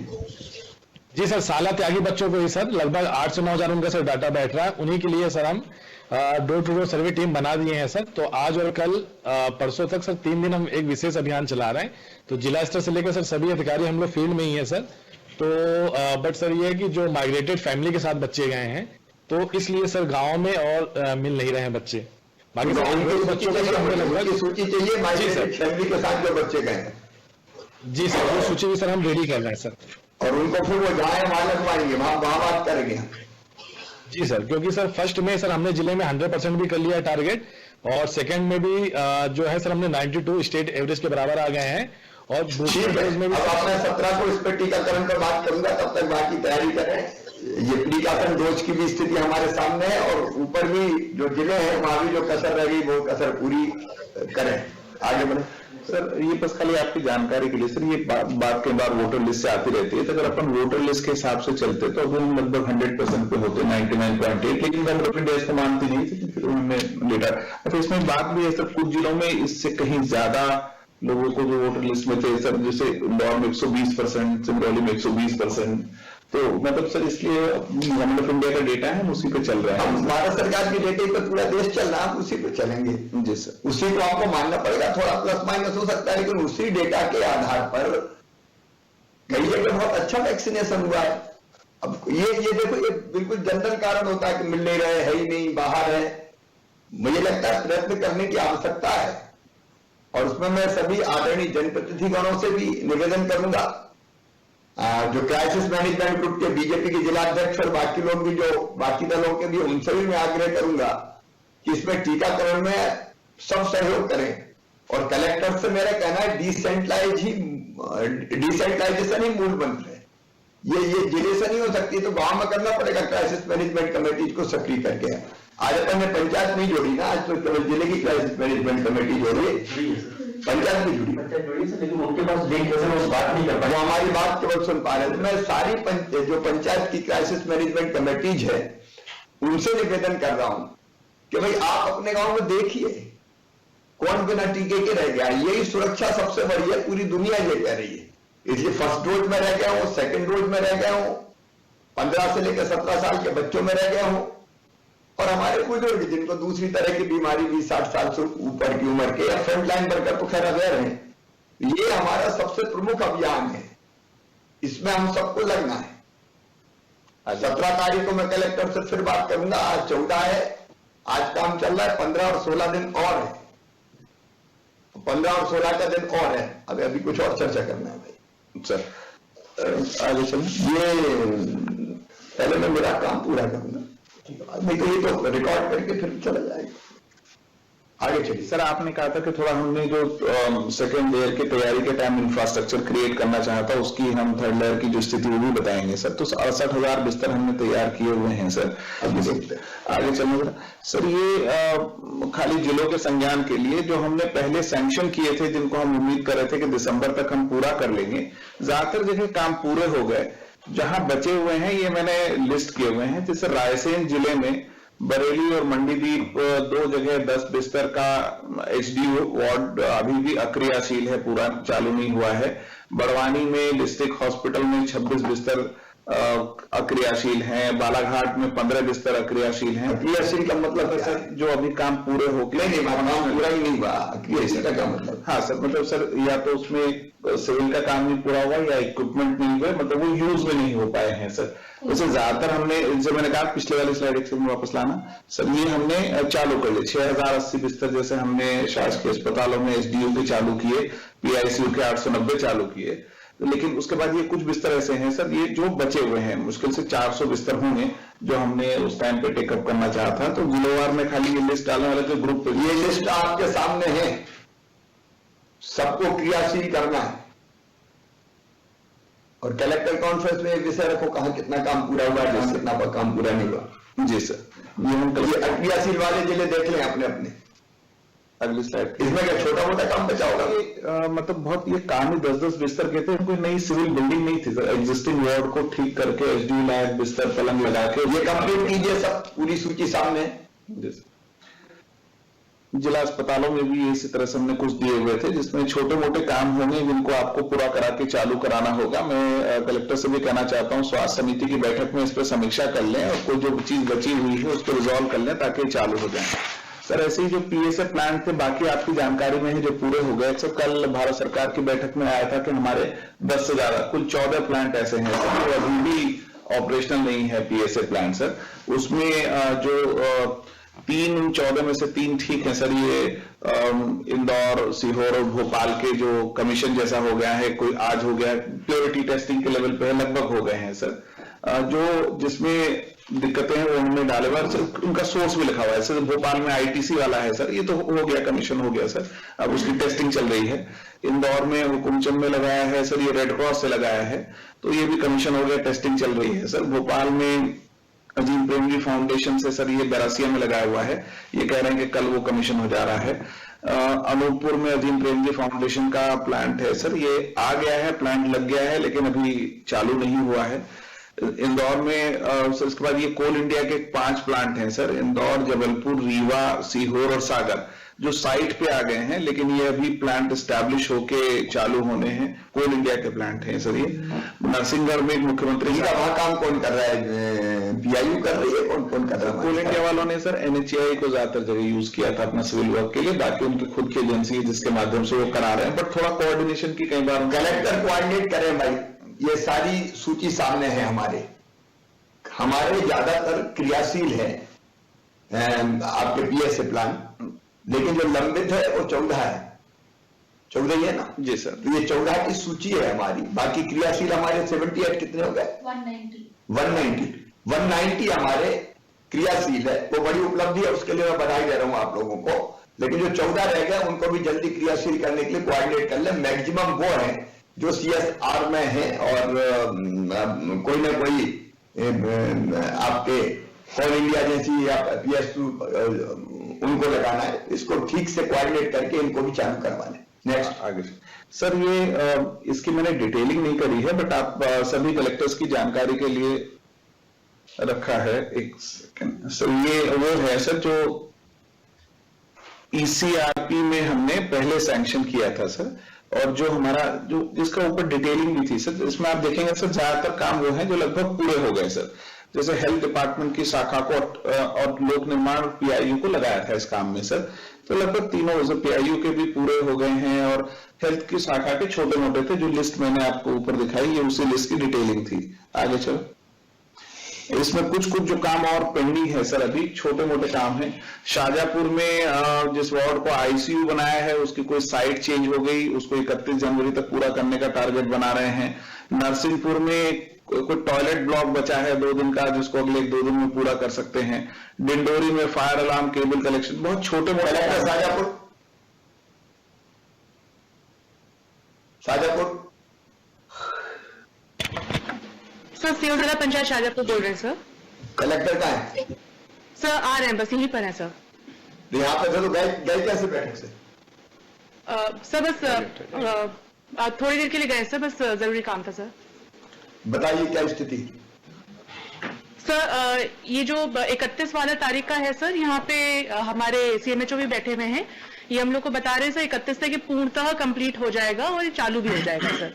इसकी सतत मॉनिटरिंग हो रही है सर, कलेक्टर सर खुद ही जाके स्पॉट पे देख के भी आ रहे हैं सर, और ये हम लोगों के एजेंडे में भी है सर। ये 31 को मुझे रिपोर्ट चाहिए पूरी। बिल्कुल सर, आपको रिपोर्ट यहाँ से प्रेषित कर दी जाएगी सर। नरसिंहपुर। नमस्कार सर, रोहित बोल रहा हूँ सर। कल हम लोगों ने भ्रमण भी किया था सर, शौचालय का काम जैसे इसमें लिखा है सर कि संभवतः आज ही ये पूरा हो जाएगा सर, और ऑक्सीजन कंट्रोल पैनल के लिए सर जो एजेंसी थी इसको कल बुलाया था सर, वो भी काम हो जाना चाहिए सर 2 दिन में सर, तो ये दिक्कत नहीं है सर। सर नमस्कार सर, ये ऑलमोस्ट सर अंतिम चरण में है सर, 1-2 दिन में पूरा हो जाएगा काम सर, काम चल रहा था सर। सर इसको 2 डेज में कंप्लीट हो जाएगी सर। एक एल्यूमिनियम डोर का इशू है सर, और एक स्मोक डिटेक्टर का 2 दिन में पूरी हो जाएगी सर। सर नमस्कार सर, सर शिव निवेदन कर रहा हूं सर। सर ये सर हमारा पीएसयू का सर सिविल वर्क कंप्लीट हो चुका है सर, इलेक्ट्रिफिकेशन का काम चल रहा है, 15 दिन और लगेंगे सर। लेकिन सर चूंकि सर इसकी महत्वता को देखते हुए सर हमने 10 बेड की अतिरिक्त सर अल्टरनेटिव व्यवस्था सर बच्चों के आईसीयू के लिए कर दी है सर, हमने 10 बेड अलग से चिन्हांकित कर दिए इनके लिए सर। जी सर। नमस्कार सर। सर ये जो 151 निर्माणाधीन ऑक्सीजन बेड्स दिख रहे हैं सर, ये एक नई बिल्डिंग है मैटरनल चाइल्ड हेल्थ की, उसमें सर ये एक्स्ट्रा कैपेसिटी है, क्योंकि बिल्डिंग सर अभी निर्माणाधीन है सर, उसको पूर्ण होने में 1 महीना लगेगा सर, तब ये कैपेसिटी ऐड होगी सर। मूल कैपेसिटी में सर जो बेड्स हैं सर वो ऑलरेडी ऑक्सीजनेटेड हैं, ये नई बिल्डिंग की सर एक्स्ट्रा कैपेसिटी है सर। चलो ठीक है, आ जाओ। सर ये जो ECRP 2 कल आपके सामने आया था सर, चूंकि इसके अभी सैंक्शन जारी हुए हैं तो मैंने इसकी डिटेल तो मैं अलग से भेज दूंगा, बट फिर भी ये डिटेल भेजेंगे जो अभी स्वीकृत काम हुए उनको विद इन टाइम पूरा करवाना है। और ये एजेंसीज कौन है निर्माण की, उनसे भी बात करके एक बार उनको जोड़ दो। सर आपने कल कहा था तो मीटिंग में करना, कोई इकट्ठा उनको जोड़ दो, जो लेट है उनको देखूंगा मैं। जी सर, आगे सर। सर ये जो लास्ट पॉइंट है हमारा सर, ये जो रैपिड एंटीजन होम टेस्ट की बात जो बार बार आ रही है, उसमें बेसिकली हम ये कह रहे हैं कि लोगों को ये कहा जाए कि वो अपना टेस्ट करें। सर माननीय सिंधिया जी ने भी ये मुद्दा उठाया था सर, तो अब ये बाजार में अवेलेबल है, ICMR की अप्रूव्ड किट है सर, तो हम कह रहे हैं लोगों को ये उपलब्ध है, टेस्ट करें, उससे उनको पता भी चल जाएगा। बट कोशिश ये करें कि वो उसको सर्वर पे डेटा भी अपलोड करें, इस बात का प्रचार प्रसार कलेक्टर करते रहें, तो उससे लोगों को पता भी, हमारी टेस्टिंग की संख्या में भी रिफ्लेक्ट होगा, पॉजिटिविटी की पिक्चर भी क्लियर होती रहेगी।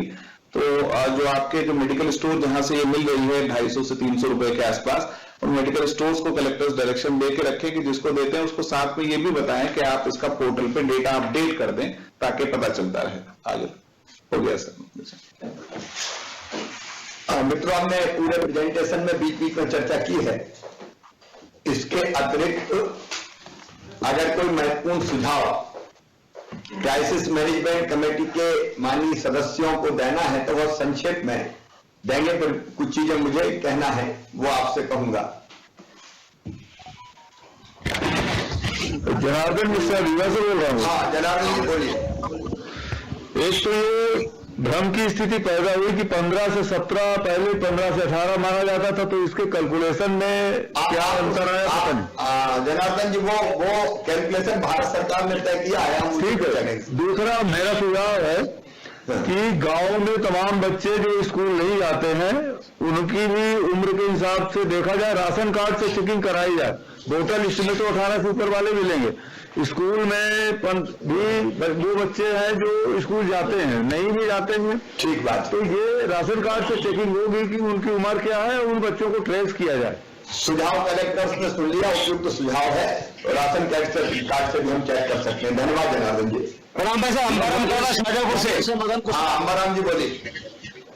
भाई साहब, सिटी स्कैन मशीन ये शाजापुर में बहुत दिन से है, वो आई नहीं है, वो जल्दी मिल जाए बस।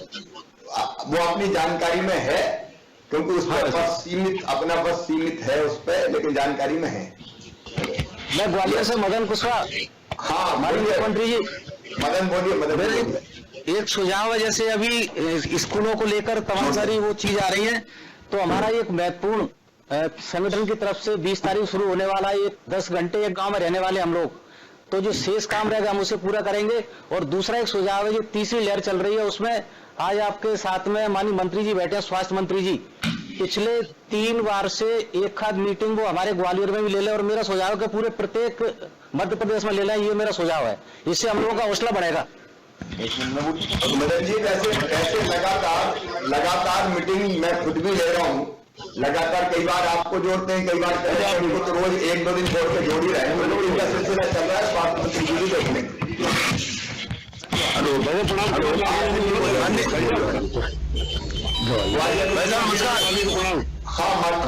बोलिए।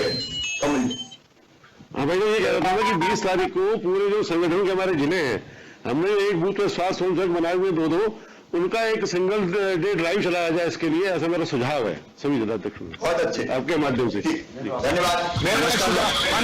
नमस्कार। एक सुझाव नीमच पहले यशपाल सिसोदिया आएगा, यशपाल तो थे। ऐसा मेरा निवेदन ये था, वैसा सुझाव के साथ निवेदन करता हूं मैं आपसे। हाँ, आपने इतनी बड़ी व्यवस्थाएं हाथ में ले रखी है, पूरी प्रशासनिक टीम लगी हुई है, लेकिन जो बड़े महानगर हैं और बड़ी नगर पालिकाएं हैं, उनको यदि जिला चिकित्सालयों में जहां आप व्यवस्थाएं दे रहे हैं, फिर चाहे वो पलंग का मामला हो, अस्पताल का मामला हो, बेड बढ़ाने का मामला हो, या किसी भी प्रकार का निर्माण करेगा, स्वास्थ्य विभाग की जो मशीनरी है, जो स्वास्थ्य विभाग की जो इंजीनियरिंग सेक्शन है, वो बहुत कम संख्या में है और उसके कारण से रिजल्ट नहीं आ पा रहे। PIO को आपने जोड़ा है, लोक निर्माण विभाग को आपने जोड़ा है, लेकिन इतने बड़े तंत्र में आपको कहीं ना कहीं नगर पालिका, नगर निगमों को भी एजेंसी बनाना चाहिए ताकि काम स्पीडली हो जाए। आपका सुझाव यशपाल जी नोट कर लिया, मैं एजेंसीज की बैठक भी करने वाला हूं। दिलीप परिहार जी।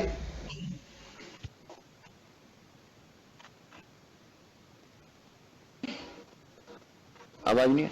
अभी आवाज दिलीप रमेश अग्रवाल दिलीप प्रयाल मंचौर हाँ भाई साहब, मैं शिवपुरी से वीरेंद्र रघुवंशी निवेदन कर रहा हूँ। हाँ भाई साहब, मैं कह रहा हूँ एक तो सिटी स्कैन के लिए आपको धन्यवाद। आज हम मंत्री जी हम चालू कर रहे हैं, आपने भेज दी और दोनों जगह मंदसौर नीमच के टेंडर हो गए, इसके लिए धन्यवाद। स्वास्थ्य की हमने चौक चौगन व्यवस्था कर रखी है पूरे जिले में और सब लोग लगे हैं, अधिकारी कर्मचारी और हमारी टीम भी लगी है भाजपा की। धन्यवाद सब लगे। जी नमस्कार। हाँ एक जी भाई साहब प्रणाम। हमारे यहाँ भाई साहब मेडिकल कॉलेज में सीटी स्कैन मशीन की डिमांड पिछली सेकंड लहर से चल रही है। मात्र एक ही सीटी स्कैन मशीन जिले पर है और पिछले बार बहुत परेशान हुए थे, खराब हो जाती है वो। तो ये कहाँ अटक रही है, थोड़ा सा अमले को निर्देश दे दें कि अप्लाई हो जाए। ये इम्पोर्ट करनी पड़ती, ऑर्डर दिए हुए हैं, प्रक्रिया में है, पूरा प्रयास कर रहे हैं। ठीक है धन्यवाद।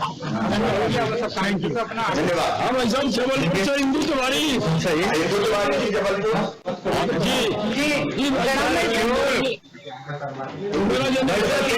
पाठक सीधी। हेलो, मेरा ये निवेदन है कि 1ली से 8वीं तक की स्कूलें बंद की जाएं, क्योंकि उनकी संख्या कम आ रही। तो हम यदि बंद कर देंगे तो ये ज्यादा अच्छा रहेगा, क्योंकि उन बच्चों को सुरक्षित, कम से कम जिनको वैक्सीन नहीं लगना है उनकी स्कूलें बंद करनी चाहिए, ऐसा मेरा सुझाव है। ठीक है जी, आपका सुझाव अभी नोट कर लिया हमने, धन्यवाद आपको। इसके बाद रीति पाठक जी सीधी। धन्यवाद भाई साहब। भाई साहब, सिंगरौली में RT-PCR की मशीन सांसद निधि से दी थी 50 लाख रुपए और बाकी चीजें सरकारी निधि से उसको सेटअप बना लिया गया है, लेकिन अभी तक रजिस्ट्रेशन का जो काम है जिसके कारण हम टेस्टिंग स्टार्ट करने में सफल नहीं हो पा रहे हैं, वो भाई साहब उसके लिए मैं निवेदन करना चाह रही थी। ठीक है, नोट कर रहा है इसको।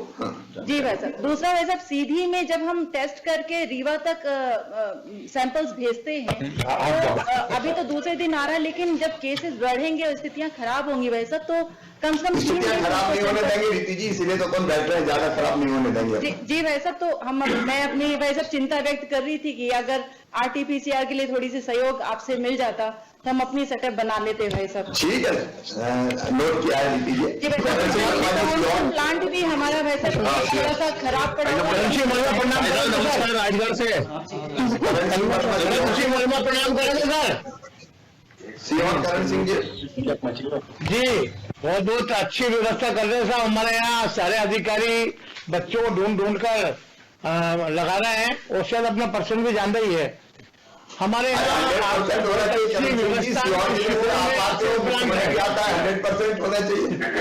नहीं, पूरी मेहनत कर रहे हैं सर। ठीक है, धन्यवाद करण सिंह जी।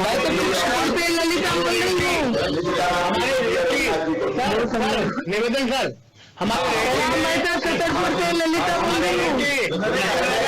करण सिंह वर्मा जी की बात पूरी हो जाए फिर ललिता जी बोले। हाँ भाई साहब प्रणाम। हमारे श्योर में, आष्टा में, रेटी में, नसरुल्लाह में, सब में प्लांट लग चुका। हमारे इछावर में नहीं है। मेरी प्रार्थना को स्वीकृत करते हैं आगे। इछावर में तत्काल स्वीकृत किया जाए। जी धन्यवाद सर। ठीक है, ललिता जी छतरपुर राजगढ़। जी भाई साहब, निवेदन ये है कि जी भाई साहब प्रणाम भाई साहब। निवेदन ये है कि हमारे यहाँ जो टेस्टिंग होती है तो भाई साहब 3 दिन लग जाते हैं उसकी रिपोर्ट आने में सागर मेडिकल कॉलेज से। तो भाई साहब या तो टेस्टिंग 24 घंटे में उसकी रिपोर्ट आ जाए और जो टेस्टिंग सेंटर भाई साहब बनाया जाए तो अच्छा। मेडिकल कॉलेज में ऐसे सुधार हुआ, सुधारने में 100% सुधार चाहिए। रघुवंशी निवेदन कर रहा था भाई साहब। राजगढ़ से कौन बोल रहे थे? भाई साहब बापू सिंह टावर बोल रहा है राजगढ़। हाँ बोलो बापू सिंह जी बोलो। भाई साहब नमस्कार। हाँ नमस्कार भाई साहब, मैं आपको धन्यवाद देता हूं कि आपने हमारा जिला अस्पताल का 40 करोड़ का टेंडर और मेडिकल कॉलेज का टेंडर लगवा दिया, उसके लिए धन्यवाद। साथ ही हमारे ऑक्सीजन प्लांट चालू हो गए हैं राजगढ़ के। और मेरा एक अनुरोध है कि ये छोटे बच्चों का जो स्कूल का उनको रोक लगानी चाहिए अभी, क्योंकि वैक्सीन नहीं हुआ उनको, और जो 15 से 17 वाले हैं वो भले ही चालू रख सकते हैं। ठीक है बापू सिंह जी, धन्यवाद आपको जी सुझाव। तो अब आगे चले और कोई सुझाव तो नहीं। मुरैना से अर्जुन शर्मा निवेदन कर रहे हैं।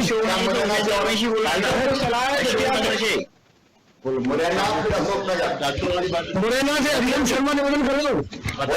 बताओ। मेरा निवेदन है, पहले तो मकर संक्रांति की ढेर सारी हार्दिक शुभकामनाएं और वास्तव में आपको बहुत बहुत बधाई। पूरे मध्य प्रदेश के आप एक पिता के समान एक रूपरेखा और उनका चिंता कर रहे हैं। इसमें एक महत्वपूर्ण सुझाव ये है, जो स्वास्थ्य मंत्री है उनको ऑनलाइन के अलावा ऑफलाइन मीटिंग भी लेना चाहिए पूरे प्रदेश में। मुरैना जिले के पूरी कोरोना के प्रति जागरूक है। ठीक है, जरूर जरूर। रघुवंशी जी, अशोकनगर। भाई साहब, पिछली बीसी में आपको याद दिलाया था, अशोकनगर में आपके आशीर्वाद से सिटी स्कैन मशीन आ गई है, लेकिन आधा सामान आया है, आधा और आ जाए तो ठीक रहेगा। सिटी स्कैन चालू हो जाएगी। नोट करें, पूरा सामान करो भर्ती। ठीक है, रघुवंशी जी नोट कर लिया।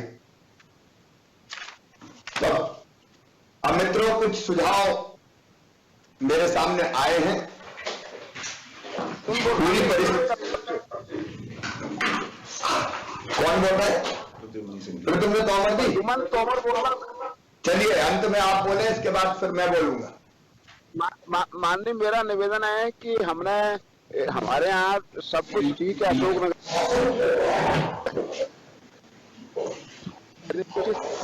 आपकी आवाज कट रही लगता है सफर में है आप। अभी मैं अशोकनगर पहुंच रहा हूं तो आपसे बात कर लूंगा। मित्रों, हमारे केंद्रीय मंत्री जी जुड़े हैं, आदरणीय सिंधिया जी, मेरे मंत्रिमंडल के बाकी साथीगण, मेरे सांसद साथीगण, मेरे विधायक मित्रगण, क्राइसिस मैनेजमेंट कमेटी के अन्य सभी हमारे साथीगण, भारतीय जनता पार्टी के जिलाध्यक्षगण और हमारे सभी अधिकारी साथीगण। तीसरी लहर के रूप में भी एक बड़ी चुनौती हमारे सामने है। मैंने पहले ही कहा कि घबराना नहीं है, लेकिन सजग रहना है, सतर्क रहना है। केस तेजी से बढ़ने की संभावना भी है और इसलिए एक बार पूरी व्यवस्थाओं पर नजर हमने डाली है, लेकिन दूसरी तरफ एक तथ्य पूरी दुनिया की तरफ से आया है कि इस लहर में जो संक्रमित होते हैं उसकी गंभीरता कम है, सीरियसनेस कम है, और इसलिए अस्पताल में भर्ती होने वाले प्रकरण अभी लगभग 3% से थोड़े ज्यादा है। पिछली लहर में आपको ध्यान होगा लगभग 40% तक हमको भर्ती करने पड़ते थे, और ये जो वेरिएंट है उसका असर गले तक ही है, लंग्स में उतना प्रवेश नहीं कर रहा। लेकिन इसका अर्थ ये कदापि नहीं है कि हम सजग ना रहें। पूरी सजगता से इस लहर का मुकाबला करते हुए कोविड की महामारी से हमको जीतना ही हमारा संकल्प है। आज आपके साथ साथ ब्लॉक की और पंचायतों की भी क्राइसिस मैनेजमेंट कमेटी जुड़ी है। मैं आप सबको मकर संक्रांति की शुभकामनाएं देते हुए 5-6 चीजों पर ध्यान देने की अपील करता हूं। पहली चीज, टेस्ट। अभी हम 80,000 के आसपास टेस्ट कर रहे हैं। क्योंकि जब लक्षण नहीं होते तो स्प्रेडर के रूप में अगर टेस्ट नहीं करवाते तो व्यक्ति घूमता है तो बाकी को भी संक्रमित कर देता है। इसलिए जिलों को जो टेस्ट के लक्ष्य दिए हैं वो लक्ष्य पूरे होने चाहिए। टेस्ट पूरे जिले से होना चाहिए, नहीं कोई शहर से कर लिया, गांव में आगे पता ही नहीं चला, ये नहीं होना चाहिए। और इसमें मैं आदरणीय जनप्रतिनिधिगणों से, प्रभारी मंत्रियों से सबसे आग्रह करूंगा कि वो रोज अपने क्षेत्र में टेस्टिंग पर भी ध्यान दें। मेरी गांव की पंचायत स्तरीय क्राइसिस मैनेजमेंट कमेटी से अपील है कि वो जरा भी अगर सर्दी जुकाम है तो अपने गांव में जिनको है उनका टेस्ट जरूर करने की प्रेरणा दें, टेस्ट करवाएं, सैंपल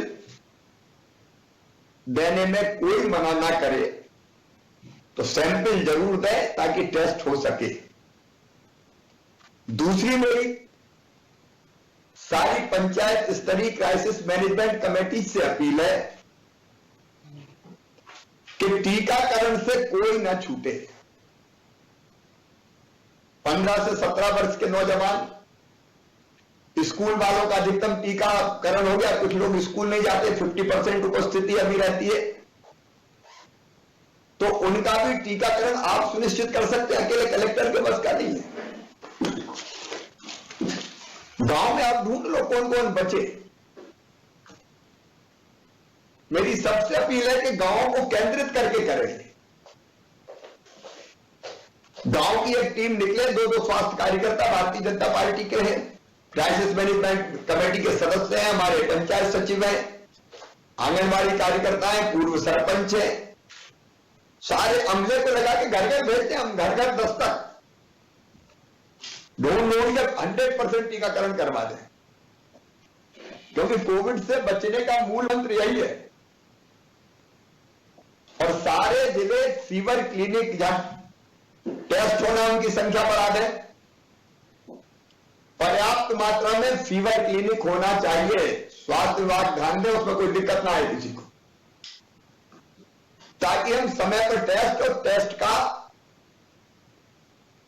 की जो रिपोर्ट है वो आ जाए 24 आवर्स में, ताकि स्प्रेडर के रूप में ना घूमे।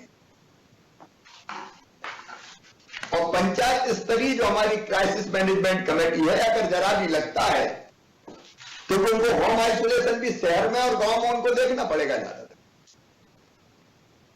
तो टेस्ट के बाद पॉजिटिव आए तो होम आइसोलेशन, और होम आइसोलेशन में किट पहुंच जाए। किट मतलब दवाई। आपने देखा होगा सेकेंड लहर में अपन दवाई पहुंचा पाने में सफल हुए थे, तो उसके बाद गंभीर नहीं होने थे लोग, कंट्रोल होना शुरू हो गया था।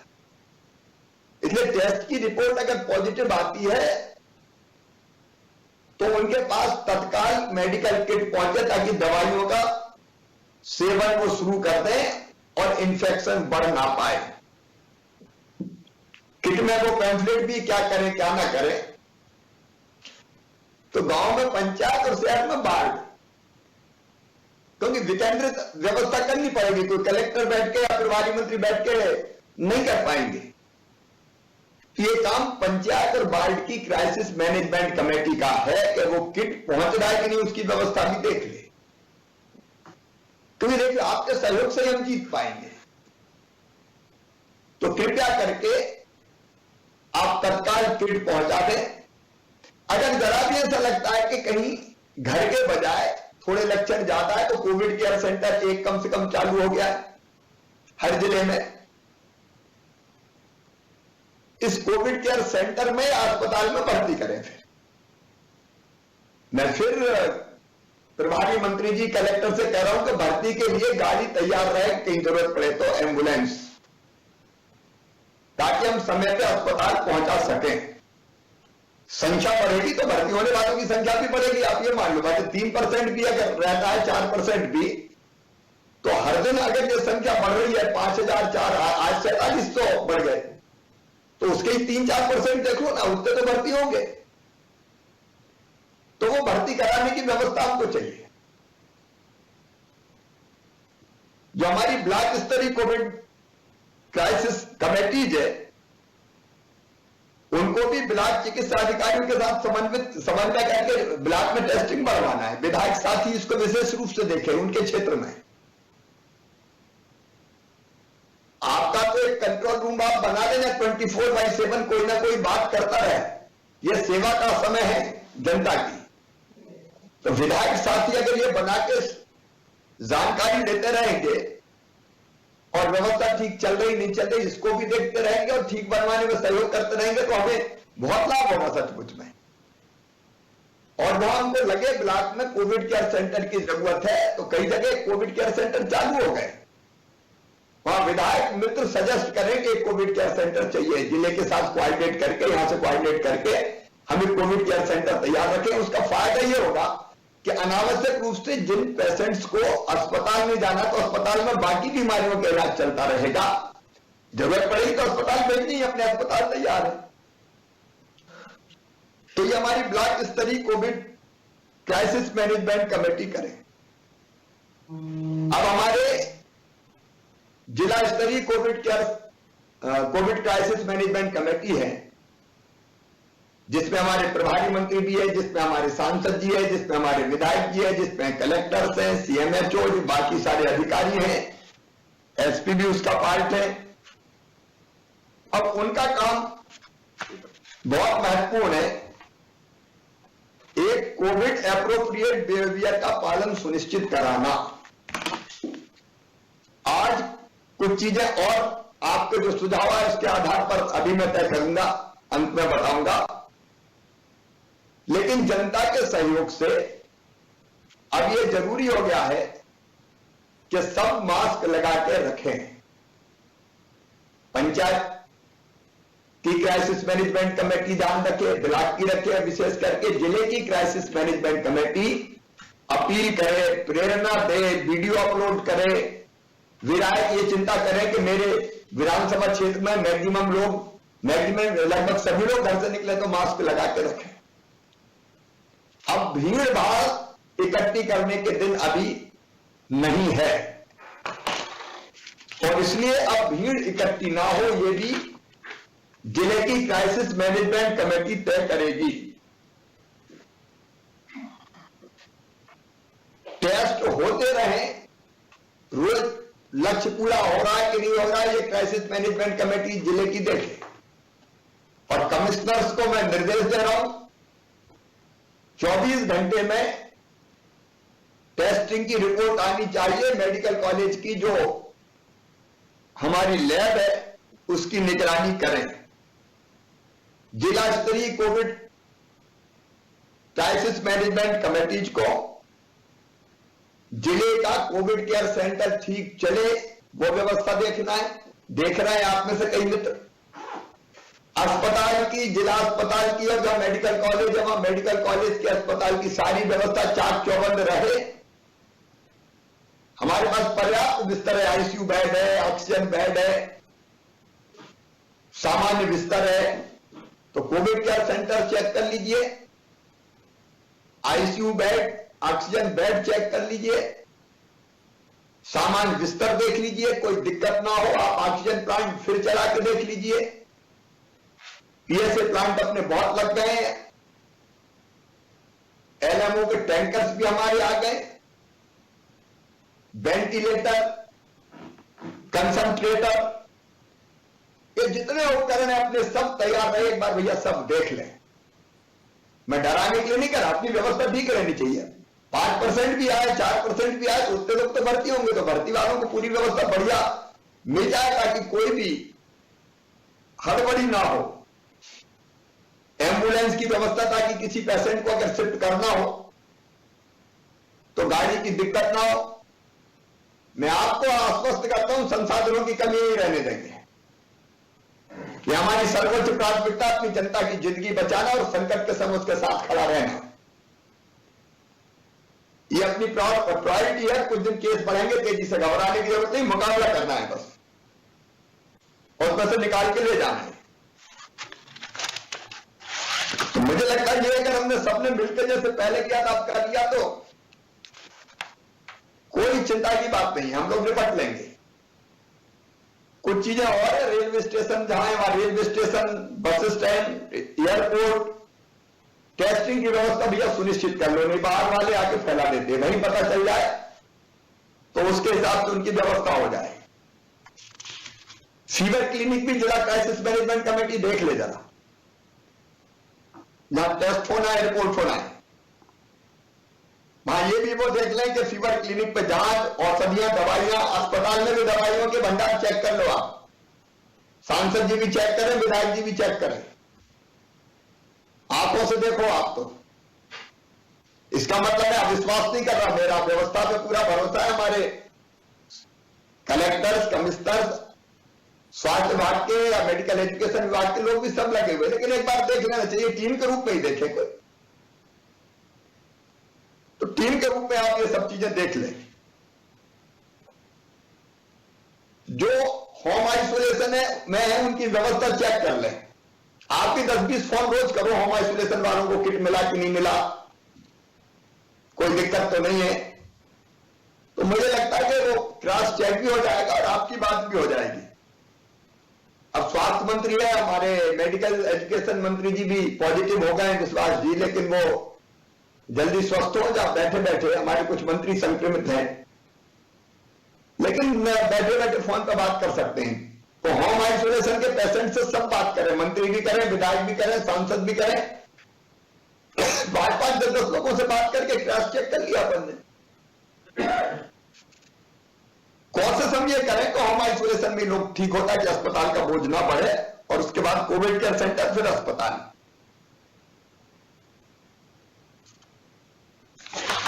मित्रों, जिले के कोविड कमांड और कंट्रोल सेंटर्स को देख लीजिए, वहीं से सब चीजें कमांड होनी है। तो आप तो रोज 15 minute Covid control command centre में जाके बैठ जाओ, जो जिला मुख्यालय पे है। जिला मुख्यालय के विधायक जी, सांसद जी, प्रभारी मंत्री जब जाए तो चेक करके, क्योंकि वहीं से हम सब चीजें कंट्रोल करते हैं। होम आइसोलेशन वालों की व्यवस्था हो, टेली कंसल्टेशन हो रहा है कि नहीं हो रहा है, डॉक्टर पूछे, उसकी निगरानी, जरूरत पड़े तो डीसीएचसी, डीसीएच में रेफर करने की व्यवस्था, इसको आप देख लीजिए। रोज आपके पास जानकारी रहनी चाहिए कि जिलों में आइसोलेशन, ऑक्सीजन और आईसीयू, एचडीयू बेड कितने हैं और बच्चों के बेड कितने रिक्त है, रोज, और ये अपलोड हो, जनता की जानकारी में रहे, इतने बिस्तर है, इतने खाली है। ये व्यवस्था मिलकर वहां बना लें। फिर जिलों को मैं कह रहा हूं, कलेक्टर्स विशेष रूप से ध्यान रखेंगे, भारत शासन के पोर्टल पर S3, जो पोर्टल S3 है, उस पर सभी जानकारी चाहिए, समय सीमा में हर रोज अपडेट करें उसको। फिर निजी चिकित्सालयों की बात पहले हो गई थी। कोविड, मुख्यमंत्री कोविड उपचार योजना के अंतर्गत इनको अनुबंधित करके रखना है, और अनुबंधित करके और रेट कैपिंग भी कर ले, कोई लूटा लाटी ना करे जनता से। अगर जाता है तो ठीक ठाक रेट पर उपचार होना चाहिए, जो हमने पैकेज तय किया है। आगे जनता की सुविधा के लिए पैसे हम देंगे, लेकिन जो पैकेज है उससे ज्यादा पैसे ना दे। भाई ये भी देख लें कि नहीं तो भर्ती कर लिया और ऑक्सीजन ही नहीं, और बाद में फिर ट्वीट करें कि आधा घंटा की बची, 1 घंटा की बची, वो अव्यवस्था नहीं होनी चाहिए। उनके पास ट्रेंड पैरामेडिकल स्टाफ चाहिए, डॉक्टर चाहिए, साफ सफाई सुरक्षा की व्यवस्था चाहिए। तो ये प्राइवेट अस्पताल जिनको अनुबंधित किया वो भी देख लिया जाए। ऑक्सीजन सिलेंडर भरे रहे, LMO भरे रहे, उसकी चिंता कर लें। दवाई 1 महीने की चाहिए, 1 महीने का स्टॉक देख लें, कम से कम 1 महीने का स्टॉक, इंजेक्शन से लेकर बाकी दवाइयां तक, ताकि हम जरूरत पड़े तो कोई दिक्कत ना आने दें किसी को। मित्रों, अगर हमने ये चीजें कर ली, टेस्ट, उसके बाद होम कॉन्टैक्ट ट्रेसिंग, पॉजिटिव आए तो होम आइसोलेशन, किट का वितरण, एम्बुलेंस, जरूरत पड़े तो कोविड केयर सेंटर में भर्ती, अस्पताल में भर्ती, ऑक्सीजन की व्यवस्था, दवाइयों की व्यवस्था, और टीकाकरण, और कोविड एप्रोप्रिएट बिहेवियर, तो मुझे लगता है कि हम तीसरी लहर से अपनी जनता को सुरक्षित निकाल के ले जाएंगे। वर्तमान जो परिस्थितियां उनको देखते हुए, एक तो हम आज कल से ये तय कर रहे हैं कि कक्षा 1 से लेकर कक्षा 12 तक के सभी स्कूल, प्राइवेट हो चाहे सरकारी हो, 31 जनवरी तक अभी बंद रहेंगे। इन परिस्थितियों में 50% क्षमता पे हम स्कूल चला रहे थे, लेकिन इस समय जो सुझाव आए हैं और लगता है कि उपयुक्त होगा कि अभी हम फिलहाल 31 जनवरी तक बंद करें, फिर परिस्थितियां हम देखेंगे, उन परिस्थितियों के हिसाब से फिर आगे हम फैसला करेंगे। तो कल 15 जनवरी से 31 जनवरी तक हमारे स्कूल बंद रहेंगे और इसी प्रकार सभी प्रकार के मेले, चाहे वो वाणिज्यिक मेले हो या धार्मिक मेले हो, मैं स्नान बंद करने की बात नहीं कर रहा। मकर संक्रांति का पर्व में स्नान करने जा रहे हैं, धार्मिक स्थल भी खुले रहेंगे, लेकिन मेले नहीं लगेंगे, चाहे वाणिज्यिक हो चाहे धार्मिक हो। इसका पालन कल से सुनिश्चित हो जाए। कोई भी जुलूस और रैली, राजनीतिक या सामाजिक सभा, वो भी प्रतिबंधित रहेगी। हाल के अंदर कार्यक्रम किए जा सकते हैं, लेकिन जो हाल की क्षमता है उसका 50% ही उपस्थिति रहे। समस्त राजनीतिक, सांस्कृतिक, धार्मिक, शैक्षणिक, मनोरंजन इत्यादि कार्यक्रम अगर खुले में होते हैं तो 250 अधिकतम संख्या रहेगी, इससे ज्यादा की संख्या के नहीं होंगे। जो विभाग में हमने संख्या रखी है बड़ी, लेकिन बड़ी रैली, बड़ी सभा, बड़े आयोजन वो अभी प्रतिबंधित किए जाते हैं। सभी प्रकार की खेल गतिविधियां स्टेडियम की 50% क्षमता के हिसाब से बिना दर्शकों की भीड़ होनी चाहिए, लेकिन स्टेडियम की क्षमता की 50% केवल खिलाड़ी रहे, वो की जा सकेंगी।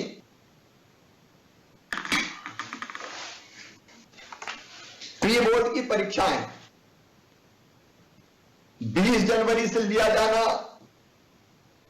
निश्चित किया गया था, तो इन परीक्षाओं को भी टेक होम एग्जाम के रूप में किया जाएगा और इसलिए उस हिसाब से स्कूलों में व्यवस्था बना ली जाए। अभी फिलहाल मुझे लगता है कि जो आपके चर्चा में से भी सुझाव आए और परिस्थितियों को देखते हुए भी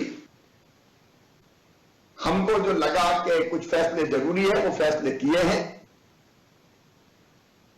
हमारी कोशिश है कि आर्थिक गतिविधियां बंद ना हो और नाइट कर्फ्यू हमारा लागू रहेगा। पहले जो प्रतिबंध हमने लगाए,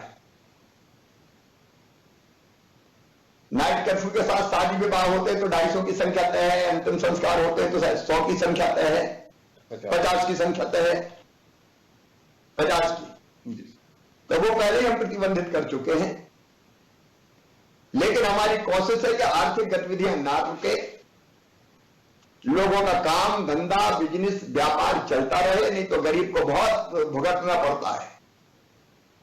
लेकिन वो चले कोविड एप्रोप्रिएट बिहेवियर के साथ, मतलब मास्क लगाए रखें, दूरी बनाए रखें, भीड़ भाड़ इकट्ठा ना हो, उसके साथ आर्थिक गतिविधियां चलती रहे ताकि गरीब की रोजी रोटी भी ठीक ढंग से चलती रहे। मैं रोज कोविड की समीक्षा कर रहा हूं, स्वास्थ्य मंत्री जी भी, चिकित्सा शिक्षा मंत्री जी भी लगातार करते हैं। जरूरत पड़ेगी तो हम फिर जुड़ेंगे, लेकिन मैं आप सभी क्राइसिस मैनेजमेंट कमेटी के माननीय सदस्यों से प्रार्थना करता हूं, आपके सक्रिय सहयोग की आवश्यकता है। आपने पहले भी जी जान से सहयोग किया, उसी के कारण कोविड की दूसरी लहर के भयानकता के बाद भी निपट पाए, और आप सबके सहयोग से पंचायत स्तरीय क्राइसिस मैनेजमेंट कमेटी, ब्लॉक स्तरीय क्राइसिस मैनेजमेंट कमेटी और जिला स्तरीय क्राइसिस मैनेजमेंट कमेटी के सहयोग से हम फिर कोविड को हराएंगे। कोविड हारेगा, मानवता जीतेगी, लेकिन सजग और सतर्क रह के अपना कर्तव्य निभाते हुए हम कोविड को परास्त करें। एक बार फिर मकर संक्रांति की आप सबको बहुत बहुत शुभकामनाएं। धन्यवाद।